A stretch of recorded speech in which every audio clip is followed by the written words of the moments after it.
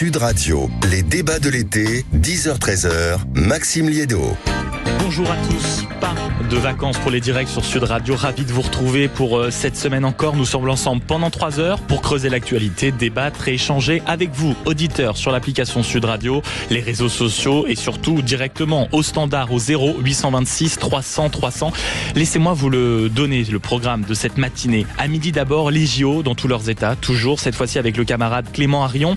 Aujourd'hui, nous ferons un point avec Nathalie Péchala, c'est la présidente du Club France et nous irons faire un tour du côté de l'armée parce que vous verrez que c'est un vivier très important de médailles, c'est donc un vivier très important de champions. Et puis dès 10h30, les grands débats de l'été seront ouverts. Aujourd'hui, les mousquetaires autour de la table, Noémie Raoulia, essayiste et journaliste, Christophe Selzer, président du think tank Génération Libre et Jean-Philippe Dugouin-Clément, maire UDI, avec notamment ce thème, la clôture, est-ce que c'est vraiment ça qu'on attendait? Et puis, après 2 semaines de JO, après 2 semaines d'euphorie, après 2 semaines de rêves, de fêtes, de succès, quelle société on veut pour demain? De quoi on veut hériter d'un point de vue sécuritaire? Tiens, est-ce qu'on veut une société avec des policiers partout, des QR codes, des informations, des applications gouvernementales à télécharger? Qu'est-ce qu'on veut d'un point de vue économique et d'un point de vue des valeurs? Tiens, est-ce qu'on s'amuserait pas à mettre un peu de Teddy Riner dans nos vies? C'est ce qu'on essaiera de savoir à partir de 10h30 et puis surtout avec une question politique, et c'est là que je vous attends, amis auditeurs au standard, je le répète, 0826 300 300. Est-ce que la trêve politique va durer? Jusqu'à quand Emmanuel Macron reçoit du beau monde aujourd'hui à l'Elysée vers 12h30? Donc, quand est-ce qu'on va revenir, on va dire, à de la bonne tambouille politicienne? Vous l'avez peut-être entendu, Prisca Thévenot, porte-parole du gouvernement, était l'invité de la matinale sur Sud Radio. Vous verrez que je crains qu'elle ne dure pas longtemps, mais tout de suite, entre 10h et 13h30, on va aller scruter l'actualité et immédiatement nous partons du côté de l'Ukraine. Sud Radio, les débats de l'été, 10h-13h, Maxime Liédo. Bonjour Aurélien Duchesne. Bonjour Maxime Liédo. Vous êtes consultant en géopolitique et défense, auteur d'un livre à paraître le 3 octobre, La Russie de Poutine contre l'Occident chez Erol. Et je tiens à dire, je suis ravi de vous avoir parce que vous êtes clairement l'un des spécialistes du domaine qu'on va aborder, des plus brillants de votre génération. On a parlé ici même sur Sud Radio, il y a eu une surprise ukrainienne il y a quelques semaines, celle de l'armée régulière. Plusieurs milliers d'hommes, on le sait maintenant, des véhicules blindés ont franchi la frontière russe. Une conquête du territoire sur près de 500 km², on nous dit. Il y a clairement une guerre d'images qui est en train d'être livrée par les deux camps. On voit sur les boucles, notamment Telegram, sur les réseaux sociaux, des prisonniers russes, des arrestations, des villages contrôlés par l'armée ukrainienne. L'état d'urgence a été déclaré par les Russes, donc Vladimir Poutine, on y reviendra. Bref, ça semble être un véritable point d'étape dans cet affrontement, mais une question quand même se pose. Est-ce que ça ne vient pas poser les bases d'un danger nucléaire? Parce que quand on sait que c'est une des premières fois où l'on assiste à une entrée sur un territoire qui possède la dissuasion nucléaire, la Russie, est-ce que c'est pas ça le vrai sujet?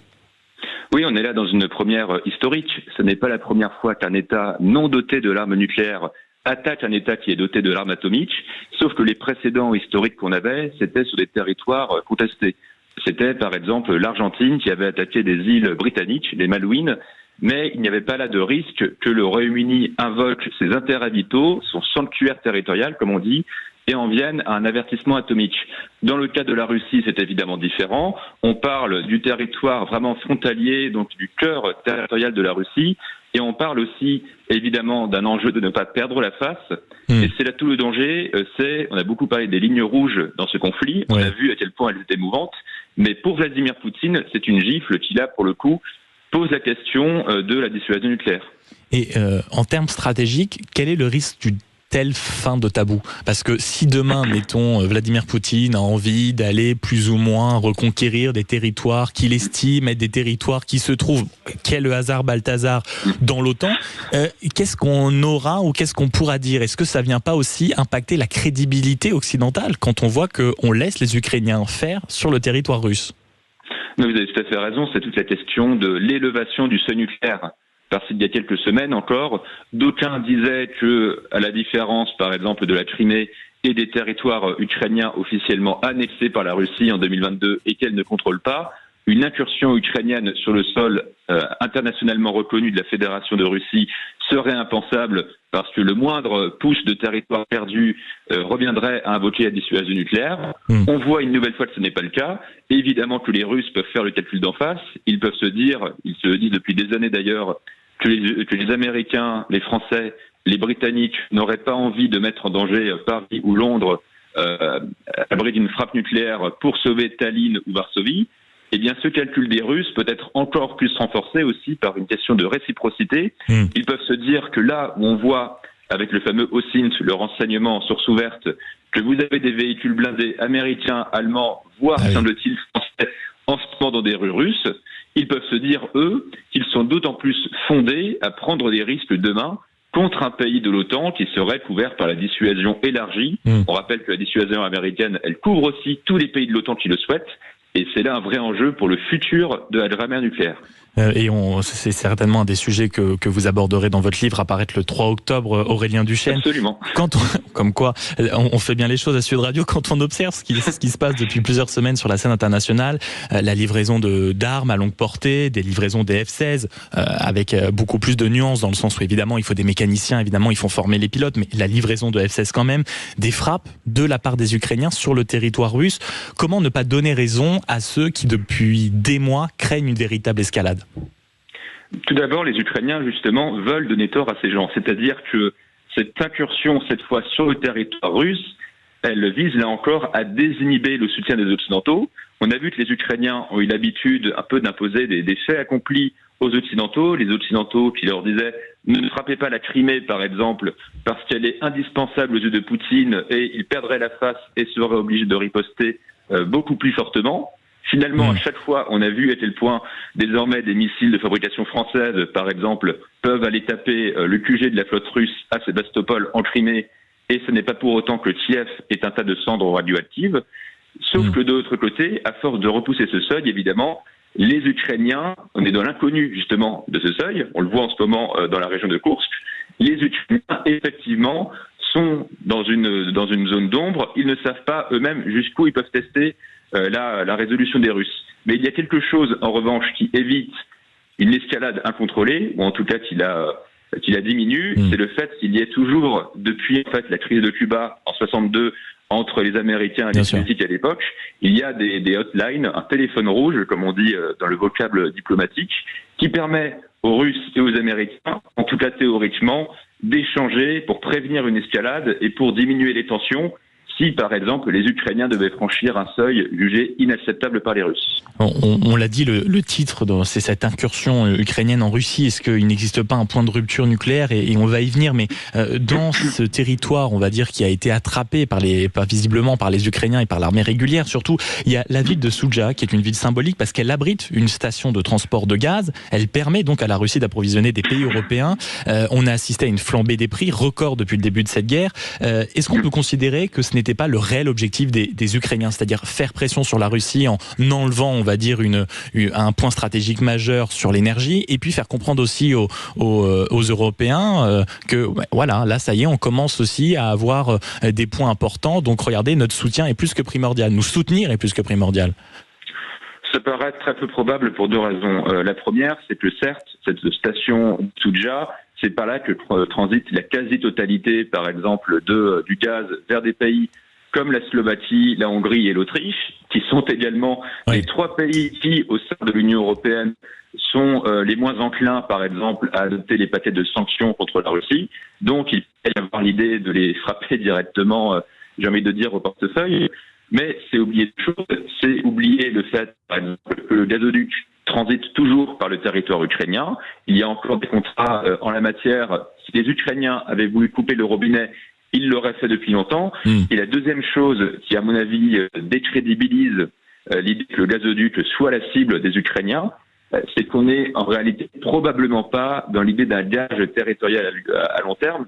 Ça ne peut plus rien exclure au point où on en est. Qui aurait pu imaginer que les Russes mettraient plus d'une semaine, on y est encore, à faire une contre-offensive sur leur propre territoire, mais il paraît très peu probable que l'objectif des Ukrainiens soit de sacrifier autant d'unités pour tenir dans la durée un gazoduc. Ça n'en vaut pas la peine stratégiquement, alors que leurs ressources en hommes et en matériel restent comptées. Revenons au nucléaire qui est un peu le fil rouge de notre discussion. Il y a eu hier soir un incendie dans la fameuse centrale nucléaire de Zaporijia. Évidemment, tout le monde a réagi. Les incendies ont finalement été éteints. Il y a eu une réaction de l'agence, on va dire, mondiale du nucléaire. Est-ce que on peut imaginer que les Russes iraient jusqu'à jouer avec une centrale nucléaire pour éventuellement accuser les Ukrainiens ou bref, entrer dans une guerre de communication qu'ils espèrent gagner? Est-ce qu'on peut imaginer cela? On peut l'imaginer, quelque part, cette centrale nucléaire deviendra une arme nucléaire par destination. Dans la grammaire nucléaire classique, celle de la dissuasion nucléaire, il existe par exemple la théorie du fou au fort. Et Poutine en joue. La théorie du fou au fort, c'est l'idée quelque part de « retenez-moi ou je fais un malheur ». Et on a été habitué, par exemple, à ce que les Russes aient été capables, par exemple, de causer un désastre environnemental en détruisant un barrage en Ukraine, ce qui n'était pas attendu par la plupart des experts, mais ce qui là, à mon avis, limite le risque que les Russes soient prêts à causer un accident de type Tchernobyl dans cette centrale. Oui. C'est d'une part le fait qu'ils veulent garder le contrôle de ces territoires. Ils n'ont pas envie de faire un désert radioactif dans la région de Zaporijia qui est concernée, s'ils sont dans l'idée de faire de ce territoire une terre russe. Et deuxièmement, ce qui retient les Russes, ce qui les a retenus, semble-t-il, par exemple, de faire une frappe nucléaire tactique à l'automne 2022, ce sont à la fois la réaction à attendre de l'OTAN et notamment des Américains, et ce sont surtout les derniers alliés qu'il reste à la Russie montrent par nos diplomatiques que les Chinois et les Indiens ne toléreraient pas que la Russie... Oui, ce serait le seuil à ne pas franchir. Oui, on a parlé des lignes rouges qui ne devaient pas être franchies. Par contre, les Russes ne franchiront pas une ligne rouge aux yeux de leurs alliés. C'est-à-dire qu'ils ne vont pas se prendre le risque de perdre la Chine et l'Inde. Là, ils seront sans personne et la guerre s'arrêtera rapidement pour eux. Mais alors justement, et ça sera une de nos dernières questions, Aurélien Duchesne, d'un point de vue pragmatique, même si visiblement pour Poutine, il donne l'impression que cela n'est pas grave, il envoie en quelque sorte des forces antiterroristes, il déclare seulement l'état d'urgence, il ne veut pas que cela se voit trop visiblement aux yeux de sa population, même si la guerre commence à se faire réellement sentir sur son territoire. Est-ce qu'il n'y a pas un risque qu'on revienne aux fameuses menaces qu'on avait déjà connues très franchement, très concrètement au début de la guerre, à savoir qu'il y ait des armes nucléaires tactiques contre les potentiels ennemis ukrainiens qui se trouvent en territoire russe? Il a déjà eu des raisons, Poutine, de brandir la menace nucléaire. Par exemple, je parlais de l'automne 2022, parce qu'il y avait eu un quasi-effondrement de l'essentiel du front russe. La situation était presque plus grave, au fond, que ce qu'il se passe aujourd'hui dans la région de Koursk. Là encore, ça me paraît assez peu probable que Poutine en vienne à un avertissement atomique, c'est qu'il ne s'est jamais écarté, contrairement à ce qu'on dit, des règles classiques de la dissuasion. Oui. Il n'a jamais, Poutine, menacé d'atomiser Paris, par exemple, parce que nous avons annoncé la livraison de Mirage 2000. Il est resté menaçant, mais dans le cadre. Oui, c'est-à-dire que quand vous regardez toutes les interventions qui sont celles de Poutine, je fais abstraction des délires de Medvedev et d'autres de ses lieutenants, Poutine ne fait que rappeler qu'il dispose de l'arme nucléaire et que la Russie a des seuils qu'il ne faut pas franchir. La fameuse démonstration de force, oui. C'est ça. Et sur la question de Koursk, en revanche, le vrai risque pour Poutine, mais on n'y est pas encore, ce serait que Poutine confonde les intérêts vitaux du pays avec les intérêts vitaux de son régime à lui et se dise qu'une incursion ukrainienne prolongée qui montrerait que la forteresse russie n'en est pas une et que lui, Poutine, qui fonde sa légitimité depuis la guerre de Tchétchénie sur la protection du territoire russe, n'est plus capable de le protéger. Mais ça, c'est un autre débat. Si Poutine sent une menace sur son pouvoir. Et que retenez-vous, puisque c'est une transition parfaite pour notre dernière question, de l'incursion justement qui dure depuis désormais une semaine pile, de cette incursion de l'armée, on le rappelle, régulière ukrainienne en territoire russe. Aurélien Duchesne, consultant en géopolitique et défense, qu'est-ce que vous retenez, vous, de ces derniers jours qui, de fait, étaient une surprise? On a deux retours d'expérience. Le premier, c'est que on imaginait que même si à la frontière russe, les seules forces de protection, c'était des déconstruits qui ont notre âge, qui n'ont pas d'expérience du front et qui ne s'attendaient pas une minute à devoir se battre sur le territoire russe. On n'attendait pas non plus, en revanche, que la Russie mette autant de temps, ça fait une semaine, là c'est même pas une contre-offensive, c'est une livraison chronopost de la part de Poutine, que la Russie mette autant de temps à monter une contre-offensive, qu'elle n'emploie pas, par exemple, son aviation pour aller piétonner les colonnes ukrainiennes. Ça, c'est une surprise qui s'explique mal. Et la deuxième question, c'est aussi, le deuxième enseignement plutôt, c'est aussi résilience qui est celle, encore une fois, du système Poutine. Parce que ce qu'on observe des réactions des Russes, que ce soit sur les réseaux sociaux russes comme Telegram, ou que ce soit aussi dans les médias, c'est que pour l'instant, ils en sont davantage à blâmer les Ukrainiens et à reprendre la propagande du Kremlin, que c'est une attaque terroriste, plutôt qu'à s'en prendre à Poutine lui-même. Ça aussi, c'est un enseignement qui me rend assez peu optimiste sur le fait qu'un jour les Russes veuillent se retourner contre le Kremlin du fait d'une guerre qui s'éternise. Merci beaucoup Aurélien Duchesne d'avoir été avec nous sur Sud Radio. Je rappelle que vous êtes consultant en géopolitique et défense, et l'un objectivement des plus prometteurs, et vous êtes l'auteur d'un livre à paraître le 3 octobre, La Russie de Poutine contre l'Occident. Ce sera chez Erol. On se retrouve dans quelques instants sur Sud Radio pour notre deuxième fait du jour. Figurez-vous que l'Union européenne a essayé de faire une démonstration de force avec la Chine en taxant les voitures chinoises. 2 chiffres. La taxation était de 10%. Ça risque d'avoisiner les 40%. Ça déplaît à la Chine. Elle a saisi l'Organisation mondiale du commerce, et c'est un vrai sujet. À tout de suite. Sud Radio, les débats de l'été, 10h-13h, Maxime Liédo. On est toujours ensemble sur Sud Radio pour le deuxième fait du jour. On va vous emmener dans la compréhension d'un bras de fer économique très important. Depuis le 5 juillet 2024, les voitures chinoises commercialisées en Europe sont taxées à titre conservatoire jusqu'à 38%. Il y a une fenêtre de 4 mois à partir de la discussion qu'on va avoir avec Christian de Boissieu, économiste, membre de l'Académie des technologies et spécialiste des questions monétaires. Bonjour. Bonjour. Merci beaucoup d'être avec nous sur Sud Radio. Je le disais, ces droits seraient potentiellement applicables pendant 5 ans. La Chine a décidé de saisir l'Organisation mondiale du commerce en expliquant que Bruxelles enfreint gravement les règles de l'Organisation mondiale du commerce, et elle appelle à corriger immédiatement ces mauvaises pratiques. Est-ce que vous pouvez nous expliquer à quel jeu on assiste actuellement entre la Chine et l'Europe? Pour un petit rappel, à la base, la taxation n'était que de 10%. C'est ça? Écoutez, on assiste à une guerre commerciale qui a d'abord et qui est toujours une guerre entre les États-Unis et la Chine, et qui devient aussi une guerre commerciale entre l'Europe et la Chine. Alors, c'est un peu paradoxal et presque, j'allais dire, rigolo que les Chinois se plaignent à l'Organisation mondiale du commerce, en plus. Voilà, du fait que nous ne respecterions pas les règles du commerce international, donc qui s'adressent à l'OMC, qui est à Genève, l'Organisation mondiale du commerce.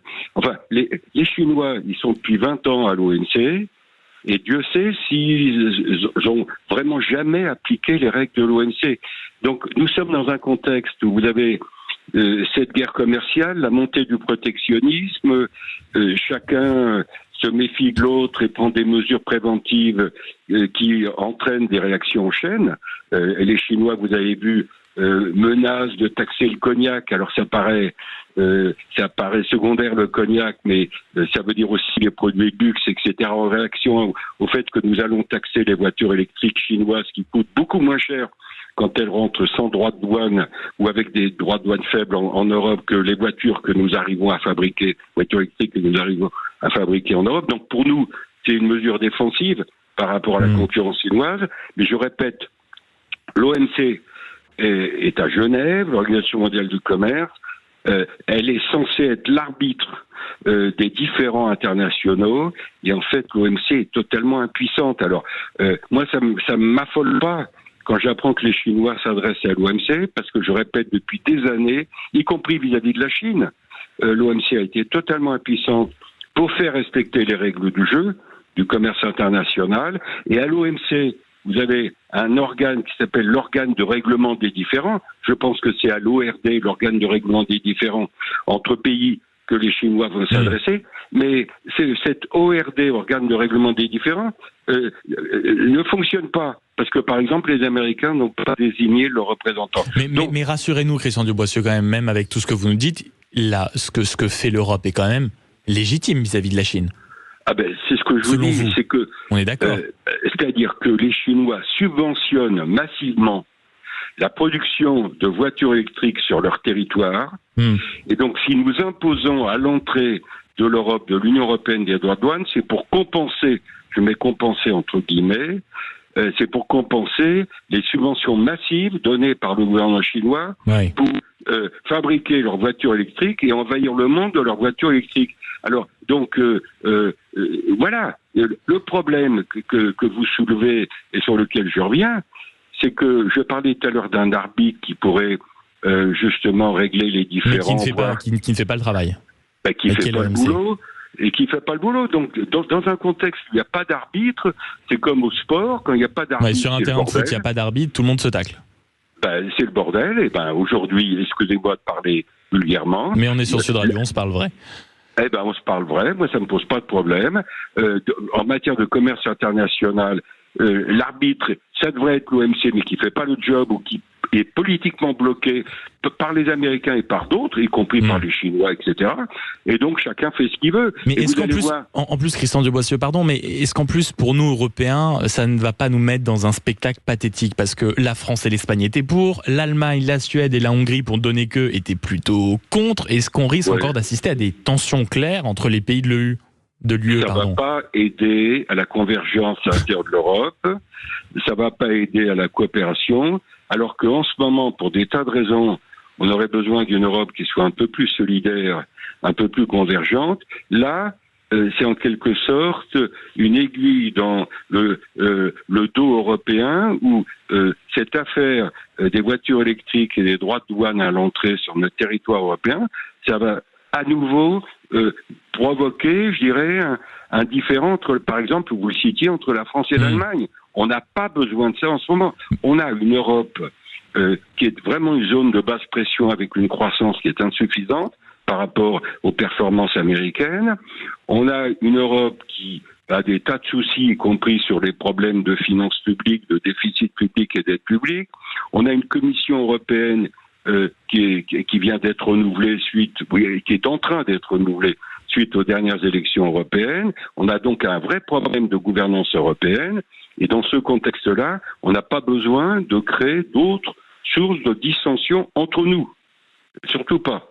Voilà. Mais justement, je file un peu votre raisonnement. Vous parlez clairement de jeux dangereux. Est-ce que ce n'est pas ce à quoi l'Union européenne joue? Parce que c'est quand même une filière au sein de l'Union européenne qui emploie 14,6 millions de salariés. Et la progression des voitures chinoises, vous le disiez, un chiffre, c'était 2% en 2021, c'est 8% en 2023 désormais sur le sol de l'Union européenne. Donc pourquoi s'engouffrer dans ça? Non, mais je suis d'accord avec vous. Moi, je suis pour la concurrence. Et si j'étais pas pour la concurrence, je serais pas économiste. Oui, c'est ça, ça serait compliqué. Ça serait un peu compliqué. Donc, je suis pour le marché, je suis pour la concurrence. Simplement, je suis contre la naïveté. Et je dis que sur beaucoup de ces sujets qui sont vraiment à l'articulation de l'économie, de la géopolitique et de la politique tout court, l'Europe a souvent fait preuve de naïveté, alors que du côté américain, que ce soit Trump dans son premier mandat, et on va voir s'il revient à la fin de l'année 2024, parce que je peux vous dire que si Trump revient comme président américain, là, il va y avoir à nouveau des bagarres terribles entre la Chine et les États-Unis sur tous ces sujets. Il ne faut pas que l'Europe soit le spectateur qui regarde la balle de ping-pong passer au-dessus du filet avec les deux joueurs que sont les États-Unis et la Chine. Il faut que nous soyons actifs. C'est comme ça que j'interprète la réaction européenne sur les voitures électriques. Dans ce cas-là, qu'est-ce qui va se passer selon vous? Parce que vous venez clairement de le dire, on est beaucoup plus dépendant de la Chine que la Chine est dépendante de l'Europe. Donc est-ce qu'on montre pas les muscles alors que finalement c'est clairement de la gonflette? Moi, je pense qu'on est en train de menacer et de voir comment les Chinois réagissent. Et je vous répète, ils ont commencé à réagir en disant qu'ils allaient taxer à l'entrée un certain nombre de nos productions dont ils ont quand même besoin, et que nous sommes dans une phase de gonflette où chacun montre ses muscles. Simplement, si cette phase de gonflette ne débouche pas sur un accord, ça veut dire que le monde va continuer à se fragmenter, l'économie mondiale se fragmente et que à nouveau il y aura au fond une accentuation des conflits Est-Ouest, la Chine et la Russie, si vous voulez, Ouest, États-Unis, Europe, qui s'ajoute en ce moment à un autre conflit dont on ne parle pas ce matin ensemble, mais qui est très important, le conflit entre le Sud et le Nord, l'essor de ce qu'on appelle le Sud global, dans lequel vous avez des pays qui sont à l'Est plutôt qu'au Sud, comme la Russie, vous avez la Chine, vous avez l'Inde, vous avez l'Afrique, donc le monde est fracturé à la fois d'est en ouest et du nord au sud, et que tout ça va pas améliorer les perspectives économiques, ça va pas améliorer la croissance mondiale, et que à ce petit jeu de montée du protectionnisme, au bout du compte, il ne pourrait y avoir que des perdants. C'est-à-dire qu'on a le sentiment qu'à court terme, il y a des gagnants, il y a des perdants, que sais-je, mais je veux dire, l'exemple des années 1930, et heureusement on n'est pas là-dedans, Mais je veux dire, on a quand même ça en toile de fond. L'exemple des années 30 où vous avez eu une montée du protectionnisme qui a débouché sur ce que vous savez, c'est-à-dire sur la guerre, guerre mondiale, et ben tout ça, au bout du compte, il y a que des perdants. Donc j'espère quand même que la raison l'emportera et qu'on se mettra autour de la table et que en trouvant un accord raisonnable. Et que l'OMC retrouvera des couleurs, mais ça dépend pas de moi, ça dépend des politiques, en particulier de ce qui se passera du côté américain. Christian de Boissieu, économiste, membre de l'Académie des technologies et surtout spécialiste des questions monétaires. Une dernière question pour clore cette conversation. Est-ce qu'il n'y a pas un éléphant au milieu de la pièce qu'on refuse de voir, qui est en réalité clairement le retard de l'Union européenne dans ces questions-là, sur les batteries électriques, sur, on va dire, l'industrie automobile du futur? Et est-ce que c'est pas en réalité le sujet majeur que tout le monde refuse de voir? Écoutez, je vous parlais de la sous-performance de l'Europe par rapport aux États-Unis. Nous avons besoin de stratégie industrielle. On l'avait compris avec le Covid, mais c'est un peu retombé le soufflet de la réindustrialisation. On a besoin de relancer notre appareil industriel. En France, l'industrie, c'est uniquement 10% de la production totale. Ouais. En Allemagne, c'est 20%. On a besoin de retrouver en France, mais également au niveau européen, des muscles en matière industrielle pour être compétitif au plan mondial, et que, je répète, ça n'est pas en se protégeant par des droits de douane qu'on règle les problèmes de sous-industrialisation. Très bien, merci beaucoup Christian de Boissieu d'avoir été avec nous, universitaire, économiste, membre de l'Académie des technologies et surtout spécialiste des questions monétaires. Ça nous a aidé à saisir un peu de façon très pédagogique, merci encore, ce qui se passait en coulisses entre l'Union européenne et la Chine. On se retrouve dans quelques instants sur Sud Radio. Vous le savez, on ouvre les portes pour rentrer à fond dans les grands débats de l'été. On ne vous lâche pas, à tout de suite. Sud Radio, les débats de l'été, 10h-13h, Maxime Liédo. Vous êtes toujours sur Sud Radio et c'est le moment où vous vous ruez sur votre téléphone pour composer le 0826 300 300 parce qu'on ouvre les portes du grand débat de l'été qui sont en direct encore toute la semaine. On ne vous lâche pas des grandes vacances et aujourd'hui j'ai le plaisir d'accueillir les trois mousquetaires. Jean-Philippe Dugouin-Clément, bonjour. Bonjour. Maire UDI de Mency, vice-président de la région Île-de-France. Christophe Selzer, directeur d'une think tank libérale Génération Libre, bonjour. Bonjour. Merci beaucoup d'être avec nous. Noémie Aoulia, journaliste et essayiste, merci beaucoup d'être avec nous. Vous êtes une habituée des micros de Sud Radio.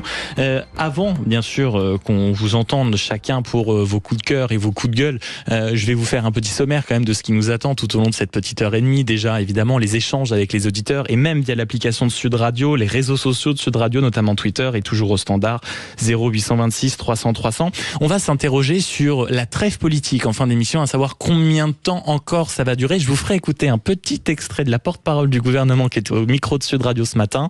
Bon, vous le verrez, je ne suis pas sûr que ça dure que ça dure encore quelques heures, ou alors ce sera vraiment le grand maximum, ce sera un record même. Et puis on va évoquer l'héritage de ces Jeux Olympiques. Qu'est-ce qu'on veut garder d'un point de vue sécuritaire, d'un point de vue économique, d'un point de vue des valeurs. Le président donne notamment une interview dans l'équipe. Vous verrez, il y a quelques phrases sympathiques. Donc autour de la table, on va commencer les coups de cœur, les coups de gueule. Christophe Selzer, tiens. Votre coup de cœur ou votre coup de gueule aujourd'hui, c'est sur Anne Hidalgo. On lui doit ces JO et c'est la première fois qu'il y a un coup de cœur, décidément. Je vous écoute. Exactement. Parmi les innombrables images qui me restent en tête de ces 15 jours, il y a cette image d'Anne Hidalgo hier qui saisit le drapeau olympique, le fait virevolter et le passe à la mer de Los Angeles. Et je revoyais il y a quelques jours un documentaire, je crois de France Télévisions, mais qui rappelle très bien l'importance d'Anne Hidalgo dans ces JO en fait, puisque elle était auprès de la Noé sur la candidature perdue par la France en 2012. François Hollande avait beaucoup poussé, il faut se rappeler, entre 2012 et 2014. C'est Anne Hidalgo qui a pris la décision de repartir. Je pense qu'elle ne doit pas être, je suis pas dans le secret des dieux, mais pour rien dans les grands choix qui ont été faits, de prendre la Seine, de prendre ces grands endroits iconiques de Paris. Donc je pense vraiment que on lui doit largement ces JO et on l'a beaucoup trop bâché, beaucoup trop facilement. Noémie Aoulia, qu'est-ce que vous pensez de ça ? Est-ce qu'on lui doit vraiment ces JO ? Parce qu'il me semble quand même qu'au tout début, elle n'était pas la première emballée. En fait, ces Jeux Olympiques ont été une réussite. Et donc, il y a beaucoup de personnes qui vont vouloir capitaliser sur cette réussite. Il y a Anne Hidalgo, bien sûr, la maire de Paris, de façon évidente. Mais c'est pas la seule. Il y a Gérald Darmanin aussi. Vous avez Emmanuel Macron qui explique que c'est grâce à lui que la cérémonie d'ouverture s'est déroulée sur la Seine, même si tous les experts sécuritaires considéraient que la Seine ne pouvait pas être sécurisée et donc il y avait un danger. Donc chacun va essayer, si vous voulez, de récupérer la couverture pour dire que c'est grâce à lui que ça s'est bien passé. Ce qui compte, c'est que objectivement, ça a été une réussite et que évidemment, c'est une association de différentes forces qui se sont coalisées et qui ont permis cette réussite. Ce n'est pas uniquement Anne Hidalgo, il y a de nombreuses personnes qui ont travaillé. C'est la réussite d'un collectif. Et peut-être que la chose sur quoi vous avez raison, c'est que dès le départ, Anne Hidalgo, elle était assez favorable et enthousiaste à cette idée, alors même que d'autres craignaient. Mais il faut aussi rappeler François Hollande, il faut aussi rappeler le game changer de Macron qui venait d'être élu en 2017, en 2017, qui a probablement été aussi décisif. Donc de toute façon, c'est une réussite collective. Mais on a tellement bâché Anne Hidalgo que voilà, je voulais quelque part lui rendre hommage. Mais là où a raison Noémie Aliwa, c'est quand même que, mine de rien, c'est la grande vainqueur, c'est elle, parce qu'elle se vante, ça y est, maintenant partout, de dire que la droite a été ridicule, même à Paris, elle règne en reine, parce que mine de rien, ça a été un grand succès. Il ne faut pas avoir aussi la mémoire très courte. Souvenez-vous que quelques jours avant les Jeux Olympiques, on se rendait compte aussi qu'il y avait une forme d'impréparation. Souvenez-vous que dans Paris, on a mis tout d'un coup des grillages un petit peu partout, c'était pas prévu. Il y a eu des QR codes qui ont été imposés, il y a des gens qui les ont demandés, qui ne les ont jamais eus. Il y a eu des restaurants qui ont dû fermer leurs portes du jour au lendemain, alors même qu'ils n'avaient pas été prévenus. On a beaucoup parlé sur et tout radio, ça, si vous voulez, évidemment, ça a été vu à la dernière minute et ça aurait pu être anticipé. Donc il y a eu des couacs, il ne faut pas non plus les oublier. Maintenant, évidemment, ces couacs paraissent extrêmement dérisoires au regard du plaisir qu'on a eu ces dernières semaines. Que ça a provoqué. Jean-Philippe Dugouin-Clément. Oui, on est dans une période post-JO et tout s'est bien passé. Ce qui n'était pas forcément garanti à l'avance. Il y a eu suffisamment effectivement de bashing en amont. Et quand on a ça, chacun, ce qui est normal, essaye un peu de tirer les marrons du feu, essaye de prendre sa part de lumière. Quand vous êtes maire de Paris, quand vous êtes ministre de l'Intérieur, président de la République, président de région, chacun a fait tout d'un coup quelque chose d'extraordinaire. La réalité, pour moi, des faits dessus, c'est que tout le monde a travaillé ensemble. C'est que ce qui fait que ça a marché, que ça a réussi, c'est comme une équipe. Vous gagnez pas une médaille d'or en basket, en hand, en volley, si vous êtes tout seul à être bon dans une équipe. C'est parce qu'il y a un collectif qui joue. Alors après, la lumière, les médias, ce qui est toujours un petit peu injuste, ou pas d'ailleurs, peut mettre un peu plus la focale ou la lumière sur l'un ou sur l'autre. Mais quand quelque chose se passe bien, c'est qu'il y a une équipe qui joue ensemble. Et moi, ce qui pour moi est à retenir, et s'il doit vraiment y avoir un héritage des JO, c'est que politiquement dans ce pays, on est encore capable de produire des choses, de porter des projets, de bouger des montagnes. Pour vous, c'est pratiquement une erreur politique que certains essayent à ce point même d'aller se tirer la couverture haute, parce que même Rachida Dati qui dit que... C'est pas une erreur, c'est humain, c'est normal.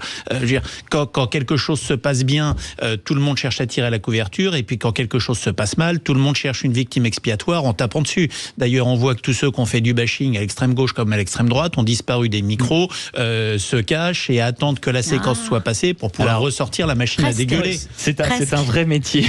Cher Jean-Philippe Dugouin-Clément, vous faites la transition parfaite pour, on va dire, c'est un coup de gueule, chère Noémie, contre l'extrême gauche que vous avez trouvé extrêmement rabat-joie sur les JO, et je crois qu'on en a encore eu quelques exemples ce week-end. On va les appeler les rabat-joie des Jeux Olympiques. Alors il y a ceux qui rouspétaient avant les Jeux Olympiques, globalement, d'ailleurs j'en faisais partie, et parce qu'il y avait des craintes, notamment liées à la sécurité. On savait, j'ai parlé tout à l'heure de la cérémonie d'ouverture, mais il y avait beaucoup de craintes. Des experts sécuritaires expliquaient qu'il était impossible de sécuriser les abords de la Seine et que Emmanuel Macron prenait un risque immense en maintenant absolument ce plan A, parce qu'il y avait aussi un plan B justement au cas où il y aurait des menaces concrètes. Donc, avant les Jeux Olympiques, il était raisonnable de s'inquiéter et d'avoir des craintes. Mais lorsqu'on a vu que ça se passait bien, eh bien, il y en a qui ont continué encore à faire du géobashing, et c'est ça qui est peut-être, je pense, mon coup de gueule. C'est surtout ces politiques, et je vais en citer quelques-uns, qui ont continué, si vous voulez, à ne pas supporter de voir la France qui allait bien, et la France qui s'est bien sentie ces dernières semaines. Vous avez notamment la députée de la France Insoumise, Ercilia Soudé, qui a jugé que la France était islamophobe parce que dans la charte olympique, il y avait cette idée que la laïcité doit être respectée, et donc les athlètes les femmes ne doivent pas porter le voile. Bon, vous avez Nathalie Arthaud, qui est porte-parole de la lutte ouvrière, qui elle s'est aussi énervée sur Twitter du chauvinisme français. Elle s'est énervée, je cite, du cocorico et de la Marseillaise. Donc ça, c'est insupportable pour certaines personnes.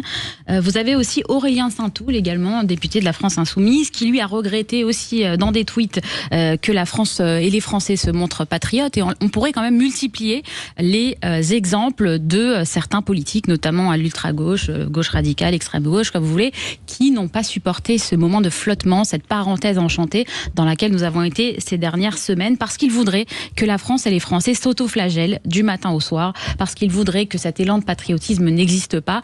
Ils se sont trompés, on est content, et ils devraient arrêter d'être rabat-joie. Ils se trompent, je pense. Vous êtes d'accord autour de la table sur cette extrême gauche qui, pendant cette période un peu enchantée, a décidé de mettre des bâtons dans les roues de ceux qui vivaient ce moment pleinement? C'est-à-dire que là, vous venez de nous donner une belle brochette quand même. Ouais. Quand on prend la série, l'extrême gauche est d'une manière générale une partie de la gauche, parce que y compris la gauche non extrême aujourd'hui ne vit pas sur l'extrême gauche. C'est toute l'ambiguïté du nouveau Front populaire. C'est que les sociodémocrates sont aujourd'hui totalement phagocytés par l'extrême gauche et sont incapables de s'émanciper de l'extrême gauche.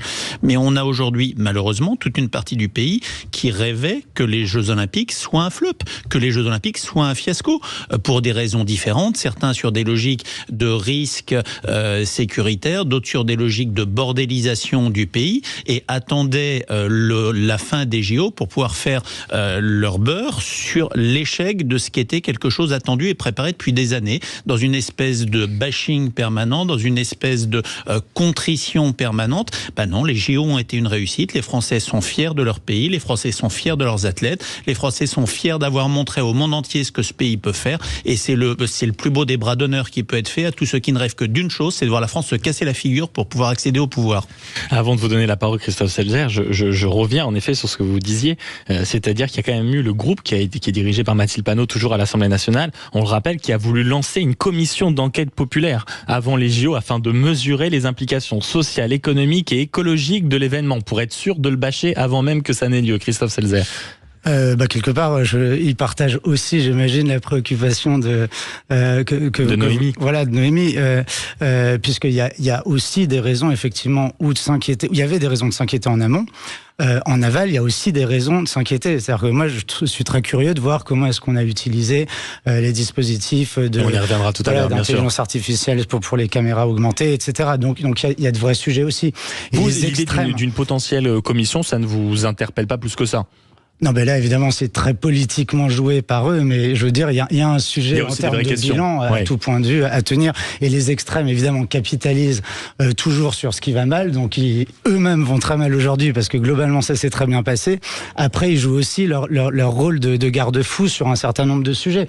Et l'extrême gauche, malheureusement, très souvent pour des raisons électoralistes, mais dans le fond, de façon intellectuelle valable, pose des vrais sujets sur la laïcité, sur comment est-ce qu'on traite le voile en France, sur les dispositifs de surveillance généralisée, sur la pauvreté dans les centres-villes, et ça reste des vraies questions. Oui, alors on reviendra beaucoup plus largement sur la question de la trêve olympique, mais on voit bien finalement que cette trêve olympique n'a jamais vraiment eu lieu, parce qu'en fait, lorsque ces députés de la France Insoumise et autres de la gauche radicale s'opposent aux Jeux Olympiques, en fait, ils s'opposent à Emmanuel Macron et ils font encore de la politique, ce qui est un petit peu dommage, parce que justement, c'est peut-être un moment qui aurait permis une forme de concorde, et le fait de voir les Français heureux aurait dû permettre même aux politiques les plus récalcitrants de se joindre à cette grande fête populaire qui a eu lieu ces dernières semaines. Ça aurait été le moment peut-être justement de poser un drapeau blanc et de dire: nous voyons les Français heureux. Vous avez vu tous ces témoignages de Parisiens qui étaient tristes d'avoir quitté la capitale au moment des Jeux Olympiques. C'est peut-être aussi pour ça que c'était si agréable. Exactement. Voilà, un certain nombre de Parisiens se sont dit la capitale va être envahie par des touristes et ça va être infernal. Nous quittons notre ville, et ils ont été tristes de rater ce moment des fusions populaires. Donc ça a été un grand moment, et c'est vraiment dommage, voilà, qu'il y ait des politiques qui fassent encore de la politique et qui ne soient pas capables de se joindre à nos compatriotes pour ce moment de joie qui est si rare dans notre pays. Camarades auditeurs, le ton est donné, vous avez le programme, on se retrouve dans quelques instants sur Sud Radio. 0826 300 300, je rappelle que c'est le numéro du standard que vous pouvez composer pour vous joindre tout simplement, à nous discuter, échanger, ou même vous pousser un coup de gueule, un coup de cœur, c'est avec plaisir. Je rappelle la tablée des mousquetaires, Christophe Selzer, directeur du think tank libéral Génération Libre, Noémie Aliwa, journaliste, essayiste, et Jean-Philippe Dugouin-Clément, maire UDI. À tout de suite sur Sud Radio. Sud Radio, les débats de l'été, 10h-13h, Maxime Liédo. Vous êtes bien sur Sud Radio, évidemment. On ne vous quitte pas durant tout l'été, peu importe où vous nous écoutez, sur la plage, durant vos vacances, sur la route, avec vos enfants, avec vos amis, peu importe, vous allez pouvoir continuer à vous énerver en nous entendant autour de la table, à pouvoir participer. 0826 300 300. Et c'est à vous que je vais donner la parole, Jean-Philippe Dugouin-Clément, pour terminer ce tour de table des coups de cœur et des coups de gueule. Vous, c'est un coup de cœur, ça fait du bien, on est lundi, les gens sont pas encore extrêmement énervés, plus de coups de cœur que coups de gueule, sur le marathon pour tous qui a eu lieu ce week-end. Oui, et pas uniquement parce que j'ai eu la chance de pouvoir y participer. Parce que c'est vous avez fini, rassurez-nous. Je l'ai fini, difficilement, j'ai les jambes un peu raides, mais je l'ai fini. Non, parce que c'est encore une initiative de ces Jeux Olympiques et c'était, je crois, un moment extrêmement fort de participation populaire, d'engouement populaire. Le marathon pour tous, ça ne s'était jamais fait dans l'histoire des Jeux Olympiques. Ça a été le fait d'intercaler entre le marathon homme et le marathon femme qui avait lieu le samedi et le dimanche matin sur le même parcours, qui a été d'ailleurs un des parcours les plus difficiles de l'histoire des marathons, parce que beaucoup de montées en continu, là où en général les dénivelés sont plutôt répartis sur les 42 km. Ça a été le fait de participer à monsieur et madame tout le monde, de pouvoir participer aux Jeux Olympiques sur le même parcours et dans les mêmes conditions que les athlètes. Et donc c'est 40 048 coureurs et coureuses à parité, moitié hommes, moitié femmes, qui ont pu faire cette course.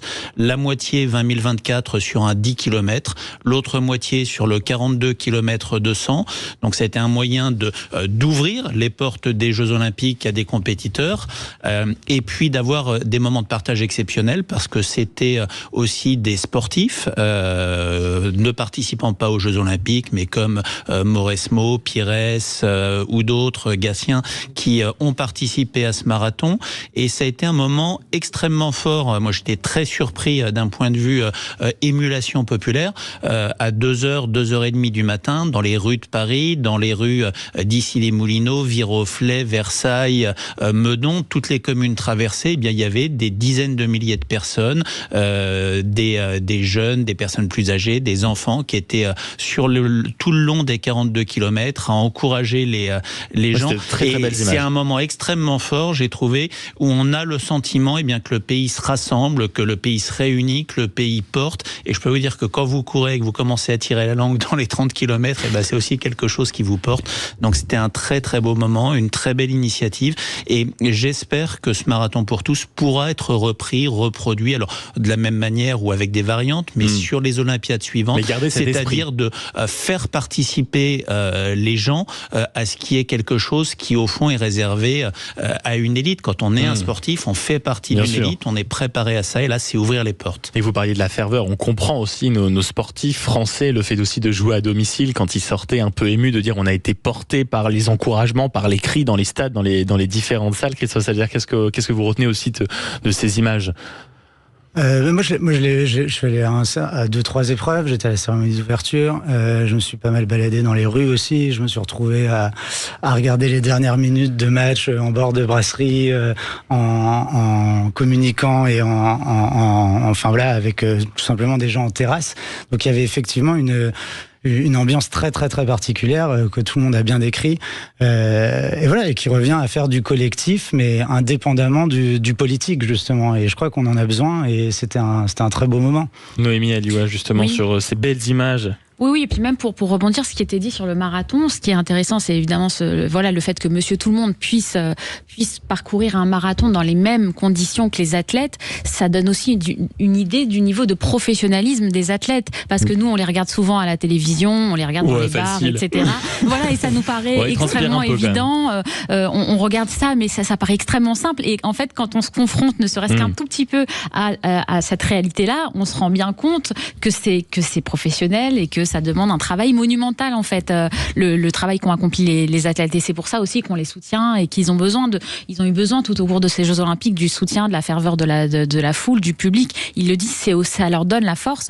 Mais en se confrontant un petit peu à leurs difficultés, on se rend compte aussi de leur niveau. Et puis même, il y avait cette idée de conditions réelles. Qu'est-ce que c'est d'être encouragé? Qu'est-ce que c'est d'être sur le terrain? D'avoir, comme ça, j'imagine, Jean-Philippe Dugouin-Clément, c'est cette ambiance vraiment d'être au cœur d'une épreuve sportive qui n'est pas donner à tout le monde.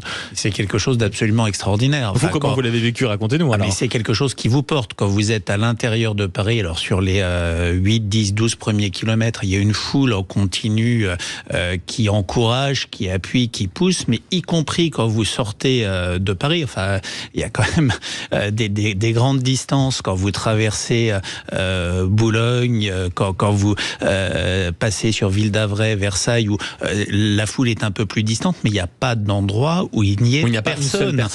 Et les gens vous encouragent, vous portent, vous poussent, et véritablement vous comprenez là-dessus l'importance pour nos sportifs de jouer à domicile. On a beaucoup dit que dans les choses qui ont fait que la France a battu ses records de médailles, il y a le fait d'avoir un peu plus de sportifs engagés quand vous êtes le pays hôte, mais aussi le fait de jouer à domicile. C'est des choses qui portent. Il y a vraiment une ferveur, il y a une envie des gens de vous accompagner.